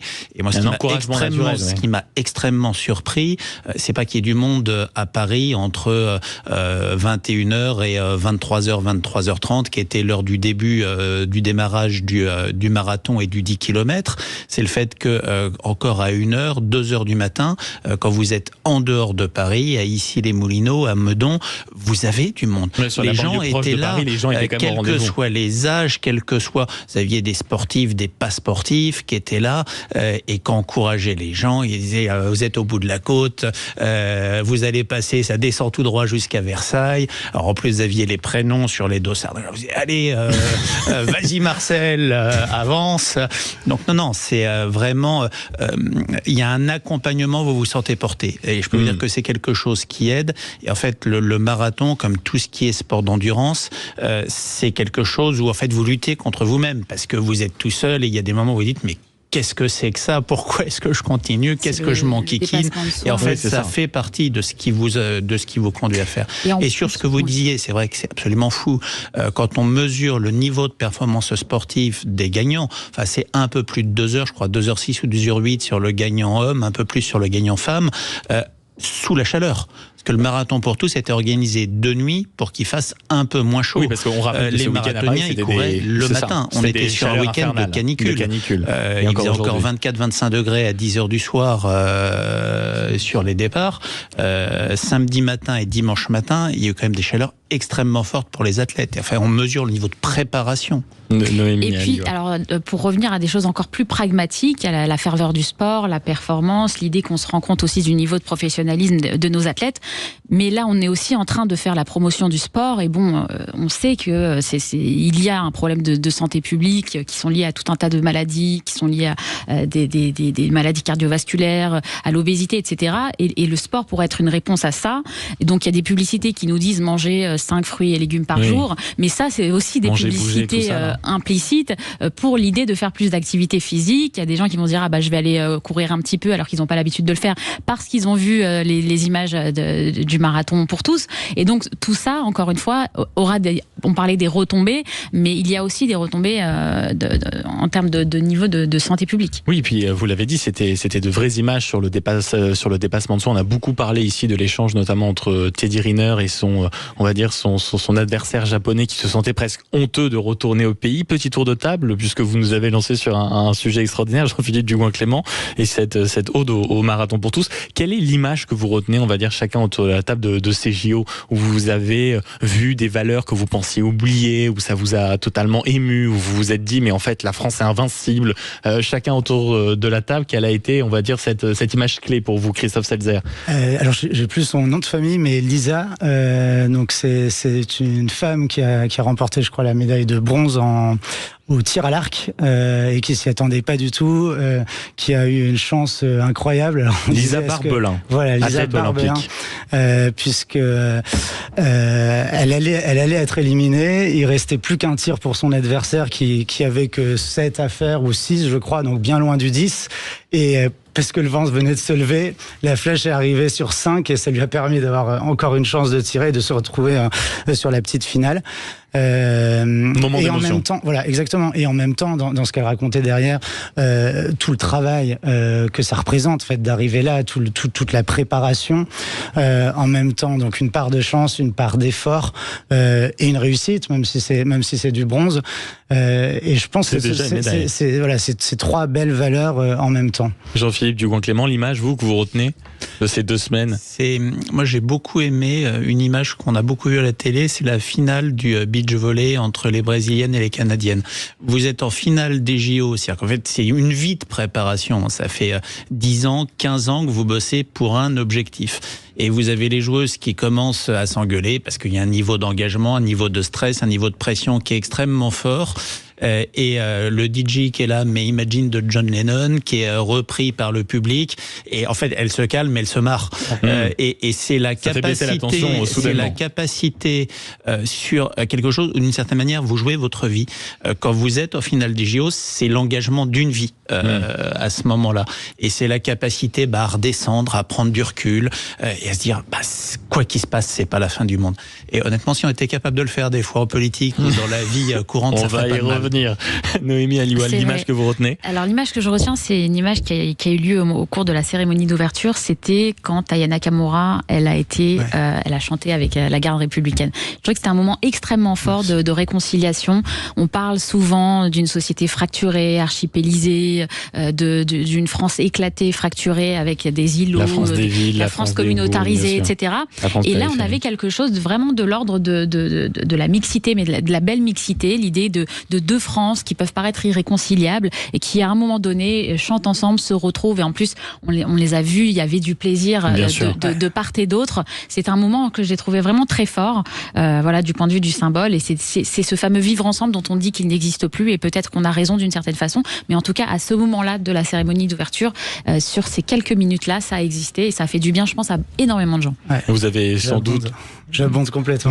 Oui, c'est vrai. Et en plus, c'était vraiment une jolie surprise. Et objectivement, ça fait partie quand même des quelques scènes sur lesquelles les gens ou les plus râleurs n'ont pas réussi à se focaliser durant la cérémonie d'ouverture. En parlant de cérémonie, il y en a eu une hier. C'était la clôture. On va faire un petit tour de table pour savoir ce que tout le monde en a pensé. Parce que je vous préviens, elle a été beaucoup plus soft que celle de l'ouverture. Beaucoup moins de polémique. Mais en tout cas, on attend aussi votre avis au 0826 300 300. Et puis la suite du programme, la trêve politique. Jusqu'à quand? C'est dans quelques instants sur Sud Radio. Sud Radio, les débats de l'été, 10h-13h, Maxime Liédot. Petit détail technique, alors que je rappelais que nous sommes en compagnie d'une bande de mousquetaires extraordinaires pour les grands débats de l'été en direct jusqu'à midi sur Sud Radio. Je rappelle le standard 0826 300 300 pour venir dialoguer avec nous, échanger, passer vos coups de gueule, vos coups de cœur, vos désaccords ou vos accords. Ça peut arriver qu'il y ait des gens qui soient d'accord avec des mousquetaires autour de la table. Nous sommes avec Noémie Alioual, journaliste et essayiste. Merci d'être avec nous, chère Noémie. Nous sommes avec Christophe Selzer. Bonjour, merci d'être avec nous, directeur du think tank libéral Génération Libre. Et puis nous sommes avec Jean-Philippe Dugoin-Clément. Rebonjour mon cher Jean-Philippe, merci d'être avec nous, maire UDI de Mennecy et vice-président de la région Île-de-France. Il y a eu une cérémonie de clôture hier soir et elle était beaucoup moins quand même polémique que la dernière. Il n'y a pas eu d'éloge de la drag queen que certains pouvaient juger démesurée, il n'y a pas eu de décapitation, il n'y a pas eu de contretemps historique absolument honteux. Qu'est-ce que vous en avez pensé autour de la table, vous, de cette cérémonie clôture qui venait sublimer ou pas peut-être ces 2 semaines de sport? Jean-Philippe Dugoin-Clément pour commencer. C'est une belle cérémonie, après beaucoup plus classique que la cérémonie d'ouverture, et c'est vrai que quand vous avez pendant des semaines, pendant 15 jours, tout qui est hors norme, vous revenez sur quelque chose d'un peu plus classique. Déjà, c'est dans un lieu fermé, c'est dans un stade, ce qui est généralement le cas des cérémonies ouverture et fermeture, là où la cérémonie d'ouverture, en dehors des polémiques, le pari exceptionnel, c'était d'utiliser cette ville-monde qu'est Paris, d'utiliser la scène, d'utiliser des points différents en termes de décor. Il n'y a pas eu de polémique, donc peut-être qu'après les polémiques qui ont été... sans polémique en France, en France, c'est compliqué, mais il n'y a pas eu de polémique comme à la cérémonie d'ouverture, et d'une certaine manière, on revient vers quelque chose d'un peu plus courant, on revient vers la vie habituelle des gens, et puis ça montre peut-être que les gens vont pouvoir revenir à l'habitude de râler, si ça, c'est peut-être la fin de la bulle des JO, voilà, mais en tout cas, non, c'était une belle cérémonie, mais plus classique que ce qu'on a pu avoir avant. Christophe Selzer. Oui, ça a fait redescendre tranquillement et peut-être un peu brutalement, parce qu'effectivement, c'était pas complètement à la hauteur de l'ensemble des effets waouh depuis la cérémonie d'ouverture. Mais comme quoi, peut-être que c'est très bien les drag queens en fait. Enfin, moi j'ai adoré cette séquence de la cérémonie d'ouverture. Vous voyez, c'est plus triste sans diversité. Noémie Aliwa. Oui, alors c'est d'ailleurs beaucoup rêvé de voir Philippe Catherine débarquer habillé en bleu dans le plus simple appareil. Ça ne s'est pas fait. Alors certains étaient déçus. Ce sont des regrets. Voilà, c'est forcément que cette cérémonie, elle allait faire pâle figure à côté de celle de la cérémonie d'ouverture, parce que vous l'avez très bien dit. Cette cérémonie de clôture a été faite dans un stade et donc dans un périmètre relativement restreint, et forcément que c'était moins flamboyant de le faire au Stade de France, mais il y a eu des moments de grâce. J'en retiens un, c'est la Marseillaise qui a été orchestrée par un orchestre symphonique. Oui, qui était sublissime. C'était une beauté absolue. Je connaissais pas cette chef d'orchestre. Elle s'appelle Zaya Ziwani et elle a orchestré ça d'une main de maître. Voilà. Il y a eu d'autres moments de grâce, mais c'est vrai que ce moment-là, c'était d'une grande beauté. Oui, je crois avec un orchestre qu'elle a monté elle-même. Absolument. En Seine-Saint-Denis et tout. Donc en plus très belle histoire. Et finalement, ça a été évidemment assez consensuel. Il y a quand même eu de belles images. On a eu le droit à Tom Cruise, on a eu le droit à de la programmation artistique sensationnelle. On a eu Angèle, on a eu Iseut, on a eu des groupes. Si on veut chercher la petite polémique et la petite bête, puisqu'on adore faire ça autour de cette table, il y a eu quand même toute la polémique autour de Tom Cruise, qui on le rappelle, Tom Cruise qui est une grande figure de la scientologie, donc qui est réputée comme étant une secte qui détruit la vie de centaines voire de milliers, de millions de personnes. Oui, bien sûr. Et donc, est-ce que c'était la bonne personne pour participer à cette cérémonie? Il y a eu quelques débats là-dessus. J'écoutais quand même hier quelques experts justement de cette secte qui nous expliquaient quand même qu'elle fait des ravages. Et donc, quelque part, choisir l'un de ses représentants, afficher l'une de ses têtes d'affiche, c'est donner et faire la promotion de cette secte qui est dangereuse et qui, encore une fois, détruit la vie de beaucoup de personnes. Voilà, maintenant... Oui, c'est vrai, mais Tom Cruise, c'est en même temps mission impossible. C'est d'une certaine manière se jeter du toit du stade. Ça correspond aussi au type de rôle joué. Et je rappelle qu'aux États-Unis, et les prochains Jeux Olympiques se tiennent aux États-Unis, la scientologie n'est pas considérée comme une secte. Contrairement à ce qu'est le cas en France, c'est une église comme il y en a d'autres. Donc le regard américain est un peu différent sur Tom Cruise, sur la scientologie, sur ce sujet-là. Et je ne sais pas dans quelle mesure, en fait, on peut le regarder uniquement avec nos yeux de Français par rapport à un événement qui est mondial et où il y a cette forme de passation de relais. Alors moi j'ai préféré les Red Hot Chili Peppers, mais enfin chacun ses goûts. Quand j'ai vu la cérémonie d'hier soir, j'ai eu envie de me dire, ou je me suis posé la question de dire, mais est-ce qu'on n'avait pas été en réalité totalement absurde, même d'en faire autant des caisses sur la cérémonie d'ouverture, de se plaindre de certaines choses, parce que les images qui ont pu choquer certaines personnes ont peut-être été totalement adorées par d'autres, certaines choses qui ont fait polémique étaient peut-être une manière de provoquer ce qui est le rôle premier. Et quand j'ai vu ça hier soir, je me suis dit, mais on a été tellement grotesque pendant une semaine, la première des JO, à s'arracher sur cette cérémonie d'ouverture, avoir des polémiques peut-être là où plein de gens n'en avaient pas. Ça a été regardé par la moitié de la France. C'est, je crois, la plus belle, enfin c'est pas je crois, c'est je suis sûr, c'est 28 millions de personnes. C'est la plus belle audience dans l'histoire de la télévision. Et finalement, hier, bon, c'est normal qu'après on ait pu trouver ça, on va dire, un peu moins spectaculaire, un peu plus tranquille, mais est-ce que c'est tout simplement pas le but des cérémonies d'ouverture, de clôture, et que nous, on est juste un pays quand même avec des travers pour râler, que hier on l'a trouvé trop chiante, que la cérémonie d'ouverture on l'a trouvé trop polémique? Qu'est-ce que vous en pensez autour de la table? Est-ce que ça n'avait pas été une erreur quand même un peu franco-française que de trouver cette cérémonie d'ouverture scandaleuse, etc. Noémie Aliwa. Mais c'est le propre de la France de se déchirer pour des détails, parce que tout est symbole en France. Et c'est vrai que quand vous allez un petit peu à l'étranger, quand vous allez même, peu importe le pays dans lequel vous allez, moi j'ai vécu dans plusieurs autres pays, et c'est vrai que c'est des choses qui me manquaient, justement cette idée qu'à vous n'avez pas trouvé ça grotesque, d'un détail, finalement? Non, parce que intellectuellement, c'est enrichissant.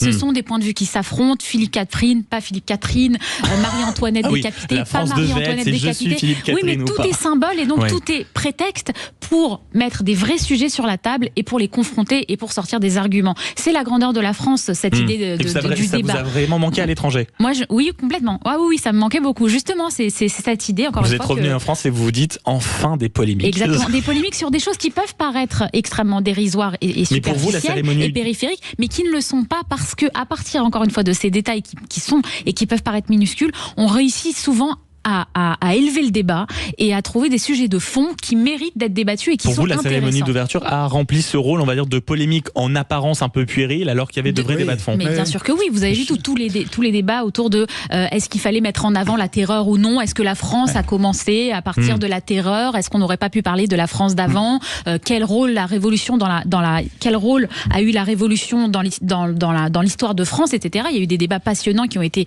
mis sur la table, les historiens entre eux, Patrick Boucheron qui a notamment inspiré justement idéologiquement qui a totalement travaillé même pour la cérémonie d'ouverture, les autres historiens qui lui répondaient que non, ce n'était pas ça la France. Qu'est-ce que la France ? Je trouve que ce sont des sujets qui sont passionnants. Et je suis autour de la table, qu'est-ce qu'on en pense ? Complètement d'accord. Derrière la scène de la scène, pas scène, mais reprise de la scène quand même, il y a une question de la laïcité. Oui. En fait, et c'est une vraie question, notamment en France, qui quelque même de part caricature, de droit à la façon, à l'insolence. Donc en fait, ça fait remonter à la surface tous les sujets. Et dans le fond, intellectuellement, c'est un sujet tout à fait valable. Où la question de l'acceptation sociale, de l'homosexualité, de la transidentité, etc. Pareil, c'est des vrais sujets de fond et qui restent encore des vrais sujets. Donc voilà, oui, on a ce travers-là et on a surtout beaucoup de commentateurs qui montent en épingle des polémiques. Mais c'est vrai que c'est aussi quelque chose de très français. Et qui grandit notre pays. On est capable de faire de la politique tous à notre niveau, à tout commenter. Jean-Philippe Dugouin-Clément. En fait, on est dans un pays, les Français adorent ça. Les Français adorent débattre, adorent polémiquer. C'est pour ça qu'on est en direct. Adorent se chicaner sur des fois des choses qui peuvent paraître secondaires et puis on ne sait pas pourquoi tel sujet va devenir totalement prégnant alors que c'est pas l'essentiel des choses. Mais c'est très caractéristique de ce pays et au fond, je trouve que c'est surtout caractéristique d'une liberté de pensée, c'est une liberté de parole, une liberté de s'exprimer. On a la chance d'être très certainement l'un des pays, si ce n'est le pays, où il y a le plus de liberté de pensée, de liberté philosophique, de liberté d'expression, de liberté politique. Et c'est aussi l'exercice de cette liberté. On peut être pro Aya Nakamura ou anti Aya Nakamura dans ce pays. On peut être pro Philippe Catherine et drag queen ou anti dans ce pays, et c'est l'un comme l'autre peuvent s'expliquer, peuvent se défendre, et on est encore dans un pays où les gens ont le droit de le dire, ont le droit de parler, ont le droit de s'engueuler, ont le droit d'avoir des points de vue différents, et pour autant, malgré leurs points de vue différents, des gens qui sont capables de se rassembler et de porter des choses ensemble, et c'est ce qui fait le pays, c'est ce qui fait la France. Je vous rejoins complètement, et vous avez dit le mot principal, c'est le mot liberté. On a la chance d'être dans un pays où nous sommes libres, et il y a... Le blasphème est autorisé, etc. Il faut imaginer le monde dans lequel on vit. Dans la plupart des pays du monde, si vous blasphémez, vous allez en prison, voire vous perdez la vie. Donc c'est cette chance aussi de la liberté française qui nous permet de débattre sur tout, de pouvoir s'opposer, quitte à ce qui est... Je veux dire, il y a des violences verbales, il ne faut pas le nier, mais... On a le choix et on peut le faire. Et dans beaucoup de pays du monde, vous ne pouvez pas vous exprimer librement. Donc nous avons cette chance et on fait bien de s'en servir. Le mot a été lâché, c'est celui de liberté. Ce sera certainement celui qui va être au cœur de notre prochaine discussion. Ça y est, on vient de sortir de 2 semaines de JO, d'euphorie, de joie, de compétition, de sport avec des images qu'on ne croyait pas forcément apercevoir à nouveau un jour ensemble, des gens heureux de porter un drapeau français, des gens qui chantaient la Marseillaise. Une grande habitude en France. C'est bien pour ça a été étonnant. Donc la question est très simple et on vous attend au 0826 300 300 également sur l'application Sud Radio et via nos réseaux sociaux. Quel héritage on va réussir à tirer de ces JO d'un point de vue sécuritaire, d'un point de vue des valeurs, d'un point de vue patriotique et peut-être même d'un point de vue politique. Je vous attends à tout de suite sur Sud Radio. Sud Radio, les débats de l'été, 10h-13h, Maxime Liédo. Et le numéro qui est indispensable pour venir dialoguer avec nous, et évidemment je vous encourage à venir le faire, c'est au 0826 300 300. Vous avez également l'application Sud Radio ou même tout simplement les réseaux sociaux. Vous savez qui est autour de la table ce matin: Jean-Philippe Dugouin-Clément, maire UDU de Mennecy, vice-président de la région Île-de-France, Christophe Selzer, directeur du think tank libéral Génération Libre, et Noémie Aliwa, journaliste, essayiste. Donc dès que vous avez quelque chose qui vient vous agresser un peu l'oreille, une parole poil à gratter ou au contraire une parole salutaire que vous attendiez depuis tellement longtemps, ça ne m'étonnerait pas que vous la trouviez sur Sud Radio. On se parle vrai et on va vraiment entrer dans les débats très politiques bien sûr, mais aussi très polémiques. Se pose quand même la question, Emmanuel Macron parle dans l'équipe ce matin, il dit qu'il va mettre plus d'argent sur le sport, il dit que le contexte politique n'a finalement pas tellement eu de conséquences sur l'ambiance dans laquelle le pays a réussi à se plonger, mais il y a la question de l'héritage en sport, en économie, d'un point de vue sécuritaire notamment. Moi, c'est ce qui me frappe. Le nombre de personnes qui étaient satisfaits de se balader en voyant des policiers à tous les coins de rue, des barrières. J'irai pas jusqu'au fait que le QR code était devenu quelque chose qu'on appréciait, mais des gens ont dit finalement, on s'y habitue. Est-ce que ça doit faire partie des choses qu'on doit garder pour nous, Christophe Seltzer? Les QR codes m'ont pas tellement choqué, en fait. Alors je dis ça, c'est un peu contre-intuitif avec tout ce qu'on défend au moment des libertés, du déconfinement et du Covid. On avait avec Génération Libre monté un observatoire des libertés pour s'assurer qu'on retrouverait tout. On a à peu près tout retrouvé d'ailleurs. Là, quelque part, c'est pas tant le système du QR code en tant que tel qui m'a dérangé, ou ni même l'utilisation de l'intelligence artificielle, mais c'est le fait que, mais en raison de choses qu'on a passées il y a longtemps, après le Bataclan, après les grands attentats terroristes, qu'on a rentré dans le droit commun, c'est des enquêtes administratives sans passage devant le juge qui ont fait que, moi je suis quelques avocats pénalistes sur X, anciennement Twitter, qui expliquent qu'il y a des gens qui n'ont pas pu accéder à certaines cérémonies parce qu'ils avaient fait 3 tweets contre, je sais pas, les méga-bassines. Donc ça m'inquiète vraiment. Ce qui m'inquiète aussi, c'est l'utilisation effectivement de l'intelligence artificielle. Donc on l'a fait avec des caméras augmentées, donc c'était pas des identifications de personnes à la volée. Encore heureux, d'ailleurs, c'est des garde-fous qui avaient été mis pour cette loi spéciale votée il y a un peu plus d'1 an et qui continuera d'ailleurs à être expérimentée jusqu'à mars 2025, je crois. Mais on met effectivement un premier pas dans la porte en commençant à utiliser de l'intelligence artificielle pour la sécurité publique. Après, tout ce qui est barrière... Ça fait partie vraiment des choses qui vous inquiètent. Ça, c'est des choses qu'on va regarder absolument, qu'on va essayer de mesurer, dont on rendra compte l'an prochain. Donc là, un vrai point de vigilance. Mais les QR codes, les barrières 5 jours en amont de la cérémonie d'ouverture, pour une cérémonie, enfin pour un événement aussi extraordinaire et à haut risque, compte tenu de la demande de toute façon des populations occidentales de sécurité, ça me paraissait pas complètement donc vigilance, alerte sur tout ce qu'on a pu voir en termes de sécurité. Exactement, les caméras augmentées, l'utilisation de l'intelligence artificielle. Mais alors, que répondre à beaucoup de gens, notamment des femmes, qui disaient mais moi ça faisait très longtemps que je n'étais pas sorti un peu tard le soir dans Paris où je me sentais beaucoup plus en sécurité que d'habitude. Est-ce qu'on peut lui opposer tous les arguments que vous venez d'évoquer, la caméra augmentée, l'utilisation de l'intelligence artificielle? Non, parce qu'il y a aussi malheureusement des choses très concrètes. Tout simplement, c'est parce qu'on a énormément de policiers dans les rues de Paris. Donc après, c'est un choix politique. Quelque part, police, défense, justice, c'est les fonctions régaliennes de l'État. Simultanément, c'est ce qui pèse le moins dans les dépenses publiques en France parce qu'on a un État-providence considérable. C'est des choix politiques. Est-ce qu'on veut mettre plus d'argent pour mettre plus de policiers? Pourquoi pas? Mais je préfère limite encore ça. Est-ce qu'on généralise des dispositifs par reconnaissance faciale où tout le monde devient suspect avec derrière des outils, des fichiers qui peuvent être piratés, qui sont centralisés, qui peuvent être utilisés à d'autres fins par d'autres gouvernements à l'avenir? Là, ça m'inquiète. Je préfère encore qu'on mette plus de policiers, c'est-à-dire assurer davantage effectivement les fonctions régaliennes, quitte peut-être à penser autrement d'autres fonctions de l'État qui sont pas forcément qui relèvent pas de l'État nécessairement. Quel héritage pour la sécurité? J'aimerais que vous réagissiez autour de la table à cette petite phrase prononcée par Gérald Darmanin, c'était hier aux abords du Stade de France. Ce que je peux vous dire d'abord, c'est l'extrême mobilisation des préfets. Je remercie monsieur le préfet de la région Île-de-France, monsieur le préfet de police, l'ensemble des préfets de département, de la police et de la gendarmerie, qui ont pris beaucoup sur leurs vacances, puisque nous avons refusé 100% des congés des policiers et des gendarmes pour pouvoir avoir cette masse de policiers et de gendarmes présents partout sur le territoire national pour les Jeux Olympiques, mais aussi en dehors des sites olympiques, puisque les Français ont pu partir en vacances dans leur lieu touristique habituel sans avoir moins de sécurité. Et Gérald Darmanin poursuit en disant en réalité la France est un très grand pays de sécurité. Est-ce que vous, en tant que citoyen, ça peut être des phrases qui vous interpellent ou justement vous faites partie des gens qui sont dans une demande de sécurité permanente et c'est plutôt rassurant, Noémie Alioua? Lui, c'est monsieur sécurité du gouvernement, donc on ne peut pas vraiment s'étonner qu'il voit, si vous voulez, la politique à travers ce prisme-là. Ce qui est intéressant, c'est de voir que ça marche en fait. Il a expliqué qu'il y a eu un déploiement très important de sécurité dans notre pays, notamment dans la capitale. 30 000 gendarmes et policiers qui ont été mobilisés pour sécuriser les Jeux Olympiques. Et on s'est rendu compte, il l'a dit Gérald Darmanin, qu'il y a eu une chute très importante du taux de délinquance dans Paris et même en Ile-de-France plus largement. Donc qu'est-ce que ça veut dire tout simplement ? Ça veut dire que quand on met les moyens en termes de sécurité, eh bien la vie devient quand même beaucoup plus simple. Ça veut dire qu'on sait ce qui peut fonctionner.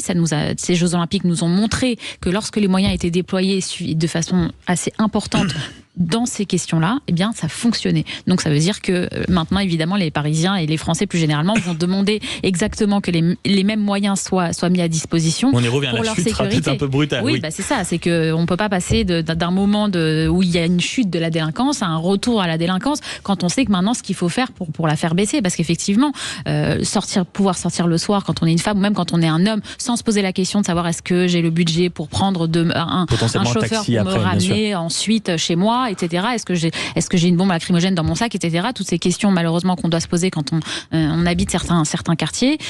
Eh bien oui, aujourd'hui, les Français vont demander à ce que cette sécurité qui a été mise en place et qui a fonctionné continue après les Jeux Olympiques. Et puis, on a vu des images très surprenantes. On ne peut pas dire que les liens ou le rapport, comme on dit, police-population ces derniers mois, voire ces dernières années, ait été formidablement vendu. Il y a eu les gilets jaunes, on a eu des manifestations de policiers et de pompiers sur lesquels les pompiers se faisaient gazer. On a eu des images vraiment terribles. Vous, d'un point de vue sécuritaire ou même d'un point de vue, on va dire, policier, qu'est-ce que vous en pensez, Jean-Philippe Dubouin-Clément ? Quel héritage vous pensez qu'on va réussir à attraper, à conserver de tout ça ? Déjà, ça a permis de remontrer qu'on est dans un pays où la très grande majorité des gens soutient leurs forces de l'ordre. La très grande majorité des Français soutient leurs policiers, leurs gendarmes, leurs policiers municipaux, leurs pompiers, soutiennent toutes celles et ceux qui les protègent. Première chose. Deuxième chose, si on parle d'héritage des Jeux sur le sujet, on a montré qu'effectivement, on est dans un pays où parfois il peut y avoir des sentiments d'insécurité. On est dans un pays où on peut parfaitement créer un sentiment de sécurité totale. Ce qui a été fait dans Paris et autour de Paris pendant les Jeux Olympiques, ça n'est pas aujourd'hui, si on se dit les choses honnêtement, quelque chose de reproductible. Pour pouvoir arriver à avoir une telle mobilisation de forces de l'ordre, c'est les congés de l'ensemble des policiers, gendarmes, etc., qui ont été bloqués pendant toutes les périodes des JO, avec des congés qui ont dû être éclusés au mois de juin et qui vont l'être jusqu'à la fin de l'année. Ça a été énormément de forces de gendarmes et de policiers qui ont été rapatriés des régions en Ile-de-France ou autour des sites des JO avec des hébergements temporaires qui ont été mis en place. C'est-à-dire que c'est un effort particulier qui a été produit par le pays pour permettre ce niveau de sécurisation. Alors, moi je crois que ce qu'on peut retirer de ça sera pas de dire que le niveau de sécurisation des JO pourra être tenu en temps normal tout le temps. Certains en rêveraient. Oui, mais enfin après, c'est quel coût ? Déjà, on va se poser la question dans quelques mois du coût des JO, parce que c'est la seule chose sur laquelle on aura peut-être des interrogations. C'est combien ça a coûté tout ça en bout de course. Mais c'est quelque chose qui, en l'état actuel, hors choix politique majeur par rapport à ce qui sont les boucliers sociaux en termes de dépenses publiques. Est-ce qu'on fait des vases communicants ? L'argent miraculeux, ça n'existe pas. C'est pas forcément quelque chose de reproductible. Mais la réalité, c'est que ça a montré que les Français aiment leur police, veulent plus de sécurité, et ça pose la question effectivement des doctrines de maintien de l'ordre, des déploiements de maintien de l'ordre, et malgré tout de l'usage de la vidéo, de l'usage de l'intelligence artificielle. Tout ne peut pas être fait n'importe comment, je vous rejoins, mais on a aussi des possibilités d'améliorer les choses, de gagner en sécurité de manière intelligente en respectant les droits fondamentaux des gens. Christophe Selzer, directeur du think tank libéral Génération Libre, est-ce que vous, quand vous entendez Gérald Darmanin qui dit en fait nous sommes un très grand pays de sécurité, est-ce que ça vient pas, on va dire, affronter cette grande image qui est que nous sommes un grand pays de liberté, de droit avant d'être un pays de sécurité ? C'est un discours qu'on a quand même beaucoup entendu, peut-être qu'on a laissé instaurer dans la société. Non, encore une fois, il est dans son rôle, mais il est là pour défendre la sécurité. Mais ce qui moi effectivement me perturbe, c'est que d'abord on a mis des moyens colossaux. Enfin, c'est hors norme, ça va difficilement être reproductible, sauf à faire d'autres choix. Ça a été très bien dit par vous.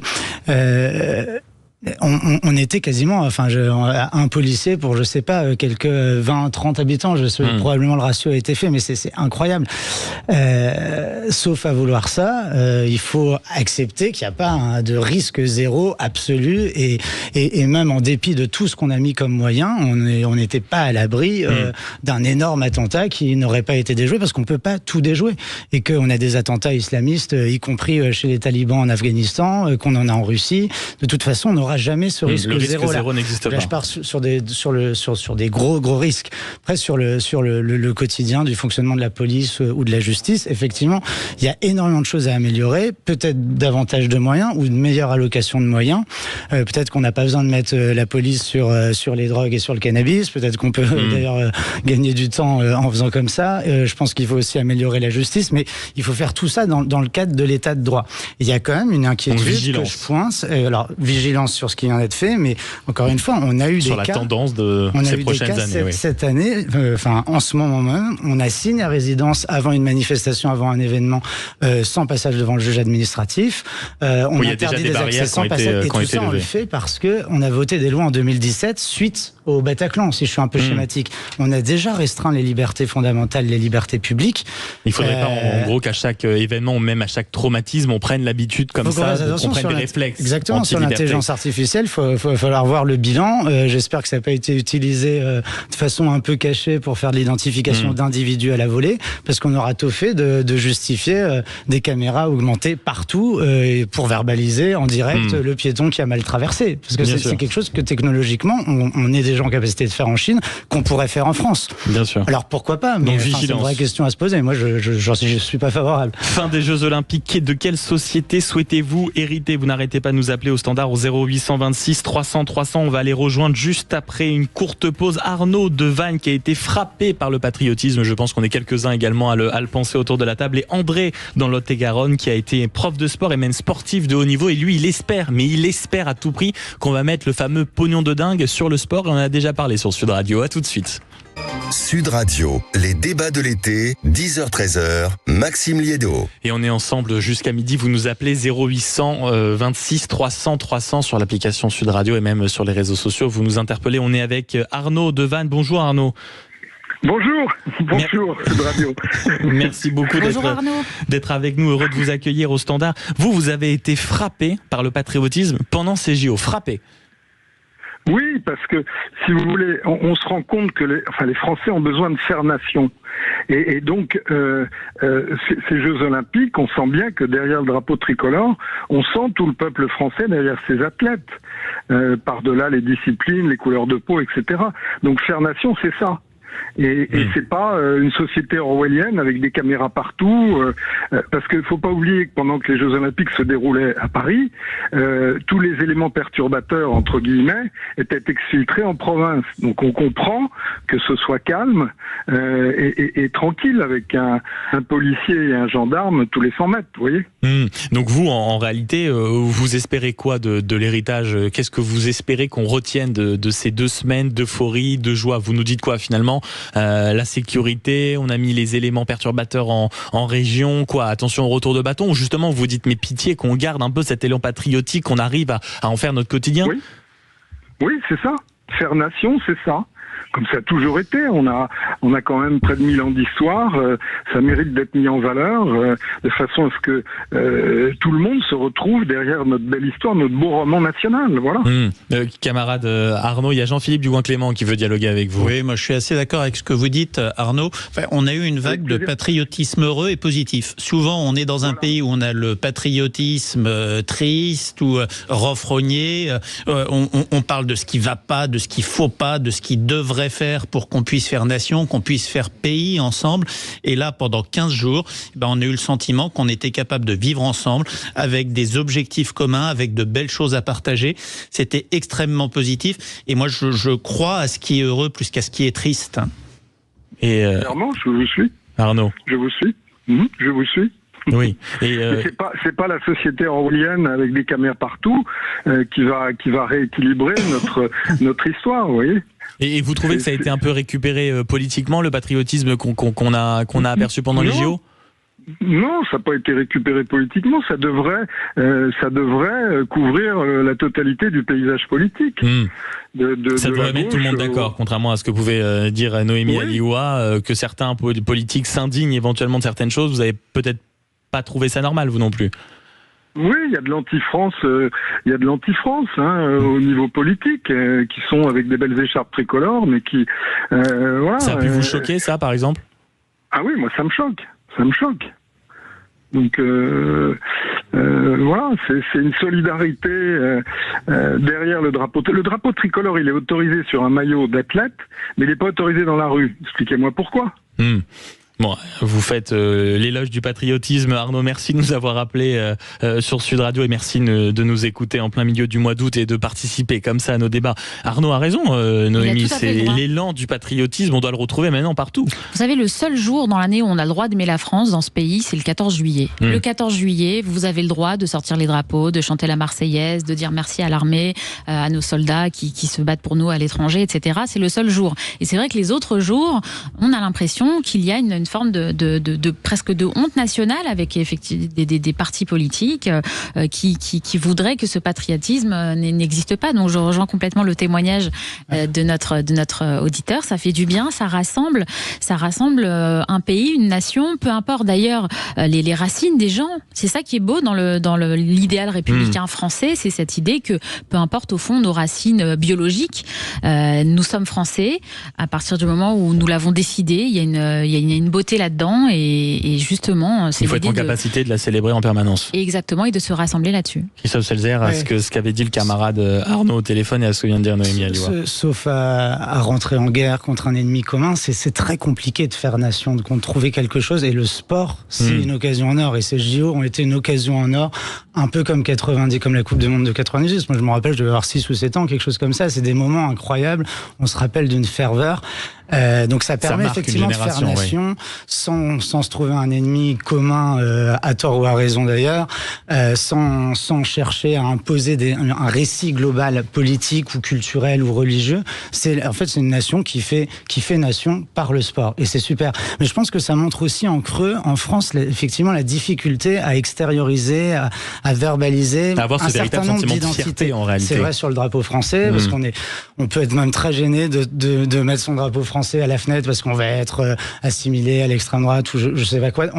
Mais c'est vrai aussi sur la religion. Je pense que c'est aussi un bon angle pour appréhender la question du voile. Mais on a un problème avec l'extériorisation des identités en France. Contrairement à beaucoup d'autres pays du monde. À beaucoup d'autres pays, aux États-Unis, exactement. N'importe qui va sortir le drapeau américain. C'est même devant chaque petite maison, y compris pour son choix. Nous, on va acheter la baguette le matin. Eux, ils mettent sur leur fenêtre leur drapeau américain. Ça pose aucun problème. Faire une histoire de ce drapeau français où c'est dommage qu'on puisse pas le sortir facilement, mais de la même façon qu'on a aussi raison de dire c'est dommage de diaboliser le voile, de diaboliser la kippa. Il y a un vrai sujet là-dessus. Je pense qu'en France, alors même qu'on parle de tout, qu'on a un pays très libre, on est gêné par beaucoup de choses en réalité. D'inhibition généralisée dans l'espace public. On essaie d'avoir une neutralité, une égalité qui est un peu dommage. Et Jean-Philippe Dugoin-Clément, sur cette question, vous en tant que politique, en plus je rappelle, vous êtes maire UDI-Mency, vice-président de la région Île-de-France, cette question du patriotisme, j'imagine qu'elle est souvent au cœur de votre action. La question du drapeau, on est dans un des pays au monde où il y a le plus de recul par rapport à l'utilisation du drapeau. Vous allez aux États-Unis, en Angleterre, en Italie, dans la plupart des pays, en Allemagne, dans la plupart des pays du monde, vous avez les drapeaux devant tous les bâtiments officiels. Beaucoup de gens ont les drapeaux chez eux. En France, effectivement, vous êtes souvent taxé d'être ultra-nationaliste sur des gens qui sortent le drapeau. C'est pas considéré comme ça à l'étranger. On est dans un pays où on a parfois... vous, par exemple, en tant que politique, tout d'un coup, ce rejet... on n'assume pas ce qu'on est, on a parfois un peu honte de ce qu'on est, on est un des plus grands pays au monde, on est un des pays qui avons le plus fait pour la liberté dans le monde, pour des valeurs humanistes dans le monde, et en fait, ça, on a du mal à l'assumer, on a du mal à assumer ce qu'on est aujourd'hui.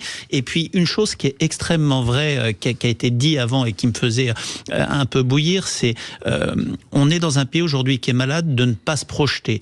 C'est-à-dire qu'en fait, on se construit contre aujourd'hui. Quand on prend avant d'imaginer des solutions pour, mais ça c'est très vrai, mais même dans les entreprises, quand vous avez une nouvelle idée, on vous explique d'abord pourquoi c'est pas possible, plutôt que avant de se dire qu'on va le faire. Et on est dans un pays où aujourd'hui, bien souvent, on va faire en réaction, on va faire par réaction, par refus. Et on n'est pas capable aujourd'hui, et je pense que c'est ce dont crève ce pays, de se fixer des grands objectifs qui rassemblent, plutôt que de dire on veut pas ça, on veut pas ci, on veut pas telle réforme sociale, telle réforme sécuritaire, tel rapport à la religion, tel rapport à la société, tel rapport à l'aide sociale qui peuvent être apportés. On n'est pas capable aujourd'hui de se fixer des grands objectifs positifs pour dire ensemble on avance vers quelque chose. On se construit par opposition et je pense que si demain on arrive à sortir le pays de cette espèce de morosité ambiante, ce sera parce qu'on arrivera à construire avec des objectifs, peu importe les objectifs, mais à construire sur du positif, sur une envie de dire on va reconstruire, on va faire des choses ensemble. Parce qu'on a envie de le faire. Je pense que le camarade André qui nous appelle du Lot-et-Garonne va être d'abord d'accord avec vous, Jean-Philippe. Bonjour André. Bonjour Manu. Merci. Voilà, vous êtes prof de sport et justement oui, vous espérez réellement qu'on arrive à avoir cet héritage justement de nations sportives. Oui, alors c'est autre chose sur la sécurité, sur tout ça, je suis d'accord. Moi, je suis trinational. Je suis fils et petit-fils d'immigrés. Alors, si vous voulez, j'ai 87 ans, je suis pas tout jeune. J'ai pratiqué la lutte pendant 22 ans. J'ai été d'ailleurs international FGT et autres. J'ai été finaliste au championnat de France de lutte. En basket, j'ai été cadre technique de la fédération pendant 20 ans en Picardie. Et si vous voulez, ce qui m'intéresse, je suis époustouflé, voire émerveillé par la tenue de nos sportifs. Je ne vais pas parler des conditions de sécurité, tout ça, c'est pas mon truc. Mais dans l'attitude, vous voulez dire dans la tenue, dans l'attitude qu'ont nos sportifs ? Oui, pas que dans l'attitude, mais dans les efforts, dans tout ça. Il faut savoir ce que c'est qu'un athlète. Il faut savoir ce qu'il a donné depuis qu'il était jeune.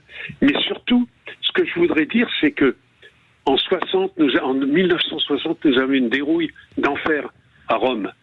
Le général de Gaulle a mis en place avec Crépin. Il avait poussé un coup de gueule en disant il n'y a pas de raison que la France soit au top niveau en termes... Enfin, il n'avait pas dit au top niveau, je vous rassure, mais il avait dit soit au sommet dans le domaine technologique, dans le domaine de la politique, soit visionnaire, et qu'en sport, nous nous fassions humilier. Donc, il avait construit des milliers de stades, des milliers de piscines, etc. C'est à ça que vous pensez ? Il avait mis en place des cadres techniques extraordinaires que nous n'avons plus maintenant. Enfin, on les a, mais ils sont tellement étatisés qu'ils en deviennent. Ils sont devenus des cadres rentables. Et ça, si vous voulez, ça ne favorise pas la liberté. Ça ne favorise pas un type comme Collet, par exemple. Vincent Collet, je l'ai eu comme espoir. Alors, c'est vous dire que je le connais bien. J'ai joué son club. Et si vous voulez, c'est quelqu'un qui est né dans les clubs, qui a grandi avec les clubs. Et ce qu'il y a aujourd'hui, et c'est ce que je vous ai dit ce matin, ce que je veux savoir, c'est l'impact, si vous voulez, que vont avoir les résultats de nos sportifs sur la formation. Sur la formation. Oui, vous espérez qu'on mette de l'argent pour justement qu'on arrive à accompagner les talents ou même dans les infrastructures ou les cadres. Oui. Et les cadres, par les fédérations, ont reçu beaucoup d'argent, sans même maintenant. Je dis bien, ont reçu beaucoup d'argent. La fédération de basket, que je connais très bien, est passée avec M. Minini de 23 millions à 48 millions actuellement. Oui, c'est colossal. C'est dire simplement. Alors maintenant, je vais même dire autre chose. Je parlais, si vous voulez, il faut que ce soit disséqué, que ce soit donné dans les clubs ruraux, qu'un stage de petit là pour s'occuper des gamins ou s'occuper des filles dans les clubs ne soit pas à 800 € la semaine, par exemple. Oui, et qu'on rende ça vraiment accessible. Il faut que, exactement. Alors, si vous voulez, je veux qu'on prenne conscience de ça, et je suis naturellement époustouflé, émerveillé par les résultats des sportifs, parce que beaucoup ont fait beaucoup d'efforts pour arriver au stade où ils en sont. Voilà. Et puis surtout, nos meilleurs éléments. Alors, bien sûr, je connais bien l'INS, je connais bien l'ENSEP, mais si vous voulez, les meilleurs athlètes sont obligés de partir.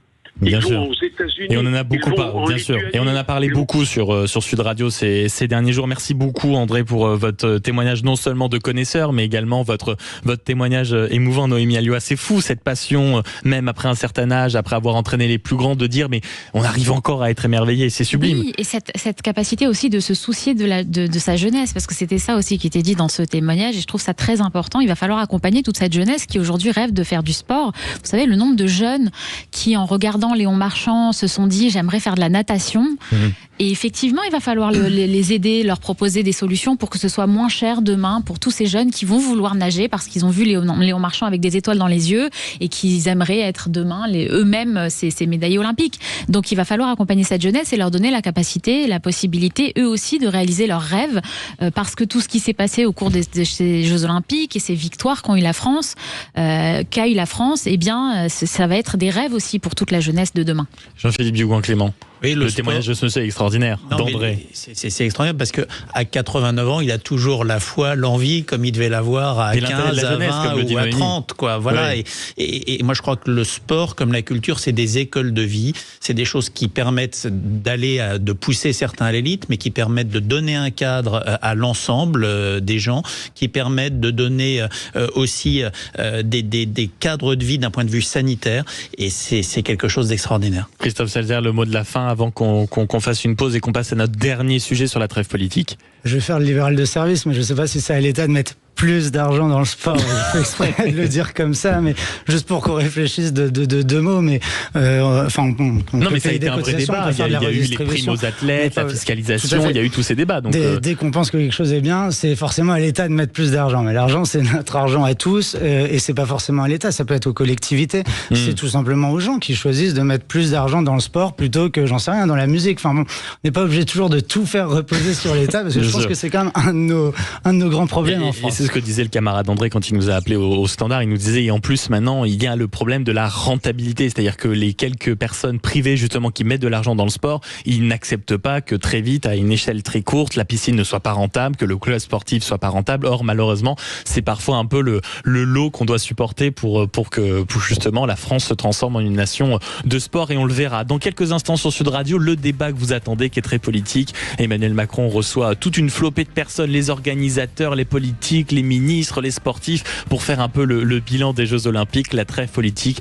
Jusqu'à quand? Ça, c'est ce qu'on va vous poser comme question au standard 0826 300 300 et dans quelques instants sur Sud Radio. Sud Radio, les débats de l'été, 10h-13h, Maxime Liédo.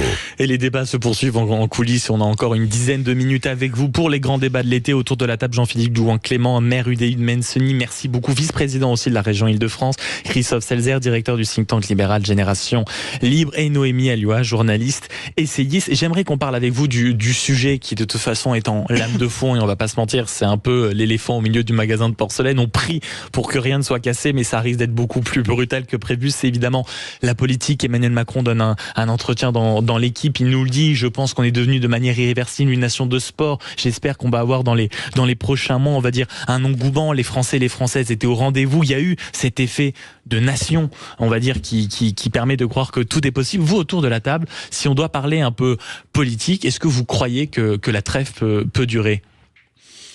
Moi, je pense déjà qu'il n'y a pas eu de trêve. Jean-Philippe Dugouin-Clément. Il n'y a pas eu de trêve. Il y a eu une trêve d'un point de vue occupation des médias, mais entre la sursaturation des Jeux Olympiques, le mois d'août, les vacances, c'est quelque chose qui est normal. Enfin, on voit qu'il y a une pseudo-première ministre du nouveau Front Populaire qui a passé son été plutôt qu'à prendre des vacances et à mettre des tongs à faire campagne.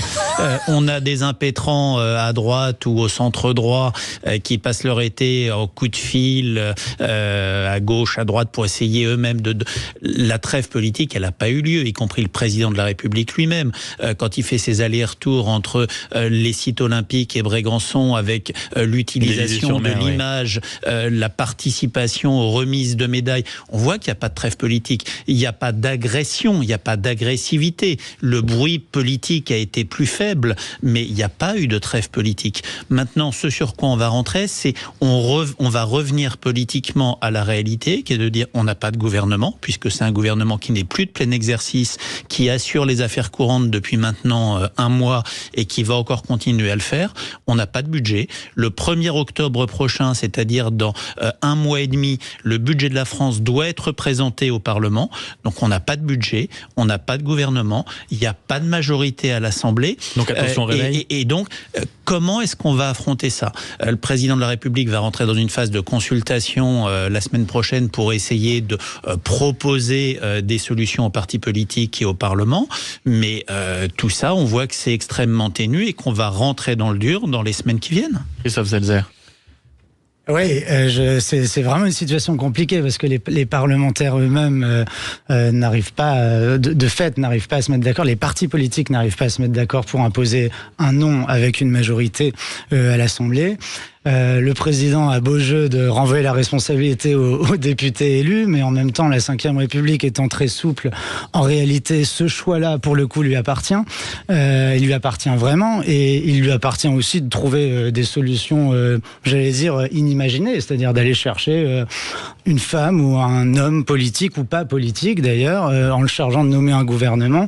En réalité, Macron a beaucoup plus de pouvoir, de créativité, j'allais dire, mais je crois qu'il est un peu bloqué. Vous pensez même qu'il peut laisser traîner pendant de longues semaines jusqu'à pouvoir justement profiter de cette vague un peu... La Ve République étant souple, il y a le problème du budget, de comment on fait passer le budget, mais effectivement, rien... Budget 1er octobre, c'est ça 1er octobre. Moi, c'est un de mes grands combats, un des grands combats de génération libre. On a quand même un vrai problème de dispersion du pouvoir et de séparation des pouvoirs exécutifs et législatifs. On est dans une forme de flou constitutionnel qui peut durer, qui permet pas en fait durer. au président de la République de faire un peu ce qu'il veut. Voilà, exactement. Après, démocratiquement, je pense qu'il faut... ça urge quand même de nommer un nouveau gouvernement, parce que quelles que soient les bonnes ou mauvaises raisons de cette dissolution, moins que jamais, ce que beaucoup de gens continuent à appeler la majorité présidentielle, qui n'en est plus une, vraiment n'en est plus une. Donc, il me semble absolument urgent de nommer un Premier ministre, et c'est au président de s'en occuper.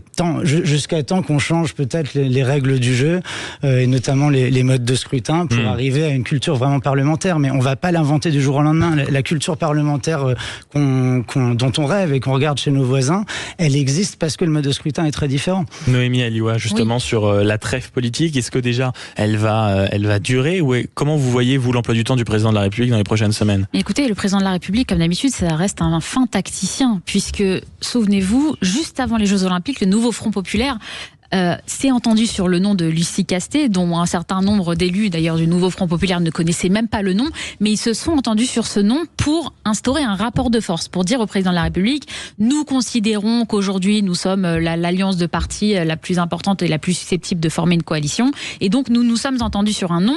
Monsieur le président de la République, maintenant vous devez nommer Lucie Castet, et c'était juste avant les Jeux Olympiques. Et Emmanuel Macron, qu'est-ce qu'il a fait? Il a dit: trêve olympique, nous verrons ça plus tard. Donc évidemment qu'il a très bien joué d'un point de vue politique sur cette question. Et qu'est-ce qu'on a vu depuis? Effectivement, une trêve politique qui n'a pas vraiment été une trêve politique, puisqu'on a vu donc cette fameuse Lucie Castet qui a fait campagne. Alors même ça, c'est étonnant. À quel moment est-ce qu'on peut faire campagne pour être Premier ministre? Selon l'article 8 de la Constitution, c'est le président de la République qui nomme le Premier ministre, il nomme le Premier ministre, donc c'est une prérogative qui lui revient. Personne ne peut être élu, ne peut faire campagne auprès du public pour s'improviser Premier ministre. C'est le président de la République qui va choisir le nom de celui qui va être le chef du gouvernement de demain, avec toujours ce problème, à savoir que un certain nombre de coalitions, on le sait, ne tiendront pas sur le temps, parce qu'il y aura des motions de censure très rapidement au sein de l'Assemblée nationale qui vont les faire tomber, ces gouvernements. Donc, un certain nombre d'élus ont déjà fait savoir, des parlementaires, qu'ils voteraient la motion de censure si le gouvernement impliquait des personnes de la France Insoumise ou des personnes du Rassemblement National. Donc effectivement, la seule coalition qui pourrait peut-être demain se mettre en place et se maintenir sur le long terme, c'est ce que j'appelle une coalition du centre mou, avec des macronistes, avec puis des personnalités issues de la droite, comme on a pu apercevoir quelques élus du Parti Socialiste qui auraient sauté du bateau du nouveau Front Populaire. C'est la seule solution qu'on voit sur le long terme pour qu'il y ait une stabilité dans notre pays, sachant qu'il ne peut pas y avoir de dissolution avant un an. On attend en tout cas une potentielle décision, potentiellement de la part, comme vous le rappeliez, du président de la République. On est avec Guy de Toulon qui nous appelle au 0826 300 300. Bonjour Guy. Bonjour. Comment est-ce que vous voyez les prochaines semaines pour le président Emmanuel Macron, après les allers-retours Élysée-sur-Mer, les Jeux Olympiques? Comment vous analysez la situation, Guy? C'est un grand jongleur. Il est parti nous faire un tour de pirouette il y a quelque temps en Nouvelle-Calédonie, où il a absolument rien réglé, et comme chaque fois il fait des tours de pirouette, il endort tout le monde, et là il endort tout le monde. Ce qu'il nous faudrait, c'est un homme qu'il nous faudrait pour diriger ce gouvernement. Il nous faudrait un homme d'abord de terrain, pas un homme politique, pas un homme qui a fait toutes les grandes écoles, parce que vous preniez n'importe lequel, ils ont tous la même formation. Il y en a aucun d'entre eux qui a fait quelque chose de sa vie. C'est tous des politiques. Donc il faudrait quelqu'un qui sache ce que c'est que travailler déjà. Ça réglerait beaucoup de problèmes. Et puis bon, on va avoir des peut-être là, s'ils nous remettent encore des vieux taxis du style comment il s'appelle à droite dans le nord là. Oui, Xavier Bertrand alors. On a beaucoup parlé sur Sud Radio. Mais c'est un gars, on en a ras-le-bol de voir des gens comme ça, on en entend parler depuis des années. Mettons des têtes plus neutres, mettons des gens plus jeunes. Un peu de fraîcheur dans les choix, c'est ça. Pourtant, je vais vous dire, je ne suis pas jeune. Je ne suis pas jeune, et je vais vous dire, il y aurait besoin de rafraîchir. C'est devenu un boulot, la vie politique. Vous faites un mandat, 2 mandats dans n'importe quel domaine. Vous provoquez quelques rires en studio, Guy. C'est bon, quoi. Il y en a ras-le-bol de tous ces gens. Moi, il y a 45 ans que je vote, c'est bon, c'est toujours les mêmes figures qui sont là. Donc, il y en a ras-le-bol, quoi. Il y en a ras-le-bol. Et Jean-Philippe Dugouin-Clément qui juste en clin d'œil, rappelez que quand Emmanuel Macron a été élu, il n'était pas connu, il était jeune et il sortait entre guillemets de la classe politique classique. Donc des fois, voilà. Et Guy nous dit clairement, le président en réalité, là il y a des noms qui sortent du chapeau, c'est quand même clairement pas ce qui correspond à l'aspiration plus ou moins politique du pays, donc il va laisser traîner, c'est des tours de pirouette en plus, nous disait Guy, c'est clair. Là-dessus vous avez raison, c'est-à-dire qu'il y a quand même un message très clair qui a été donné par les Français au cours des 2 dernières élections, les élections européennes et les élections législatives. C'est la volonté de rompre avec la politique d'Emmanuel Macron. C'est quand même ça le message principal qu'on peut retenir de ces 2 élections. C'est ça que les Français ont voulu dire. Entendu, hein. Mais en même temps, la politique d'Emmanuel Macron, moi je sais pas ce que c'est. Dans le fond, personne ne sait ce que c'est. Bah oui, parce que vous considérez qu'il n'est pas libéral, j'imagine. Je tape souvent sur le centrisme mou, mais moi-même ayant des idées qui par nature ont un débouché au centre, j'en peux plus d'Emmanuel Macron. Je suis à peu près comme tous les Français. Et en fait, les camouflets successifs, c'est-à-dire maintenant on en est à 3 élections législatives, 2 nationales et 1 européenne, étaient pour Emmanuel Macron, mais n'étaient même pas contre les idées du centre, puisqu'en réalité, on est à chaque fois, on donne un mandat forfaitaire global à une personne à l'Élysée. Vous voulez dire que c'est le personnage d'Emmanuel Macron qui est rejeté et non sa politique. Oui, et donc moi ce que je conteste, c'est ce système politique. Les Gilets jaunes étaient quand même, je pense, un rejet un peu de la politique d'Emmanuel Macron. On a vu quand même quelques idées. Mais dans un contexte qui était profondément différent. Bien sûr, mais dans ce cas-là, on pourrait considérer que la droite républicaine porte une partie du projet d'Emmanuel Macron et que les Français auraient pu se répertorier sur ce type de profil-là. Or, ils ne l'ont pas fait. Ils ont voté pour des partis plus extrêmes. Oui, mais parce qu'on a un mode de scrutin ça veut dire que c'est aussi un rejet de sa politique et de son gouvernement. La fin de la trêve politique, vous l'avez compris autour de la table, on craint que cela nous arrive beaucoup plus vite sur la tronche que prévu. Merci de nous avoir appelé au 0826 300 300. Je remercie également les mousquetaires qui étaient présents autour de la table ce matin pour débattre en ma compagnie. Jean-Philippe Dugouin-Clément, merci beaucoup d'avoir été avec nous. Je rappelle que vous êtes maire UDI de Mennecy et vice-président de la région Île-de-France. C'est toujours un plaisir de vous avoir. Christophe Selzer, merci beaucoup. Je rappelle votre think tank libéral Génération Libre dont vous êtes le directeur et dont les travaux sont en consultation sur le site. Libre, et c'est exactement. Et Génération les points. Exactement. Et libre à tous les niveaux. Et Noémie Alioua, merci beaucoup, habituée de ce micro. Enchantée. Journaliste, essayiste. On peut souvent d'ailleurs vous lire ou dans le JDD ou vous regardez sur exactement en plus. Merci beaucoup d'avoir été avec nous. On se retrouve dans quelques instants avec le camarade Clément Arion. Vous le connaissez, c'est lui qui vous avait vivre ces JO en direct sur Sud Radio et il revient pour les JO dans tous leurs états qui se poursuivent encore cette semaine. À tout de suite sur Sud Radio.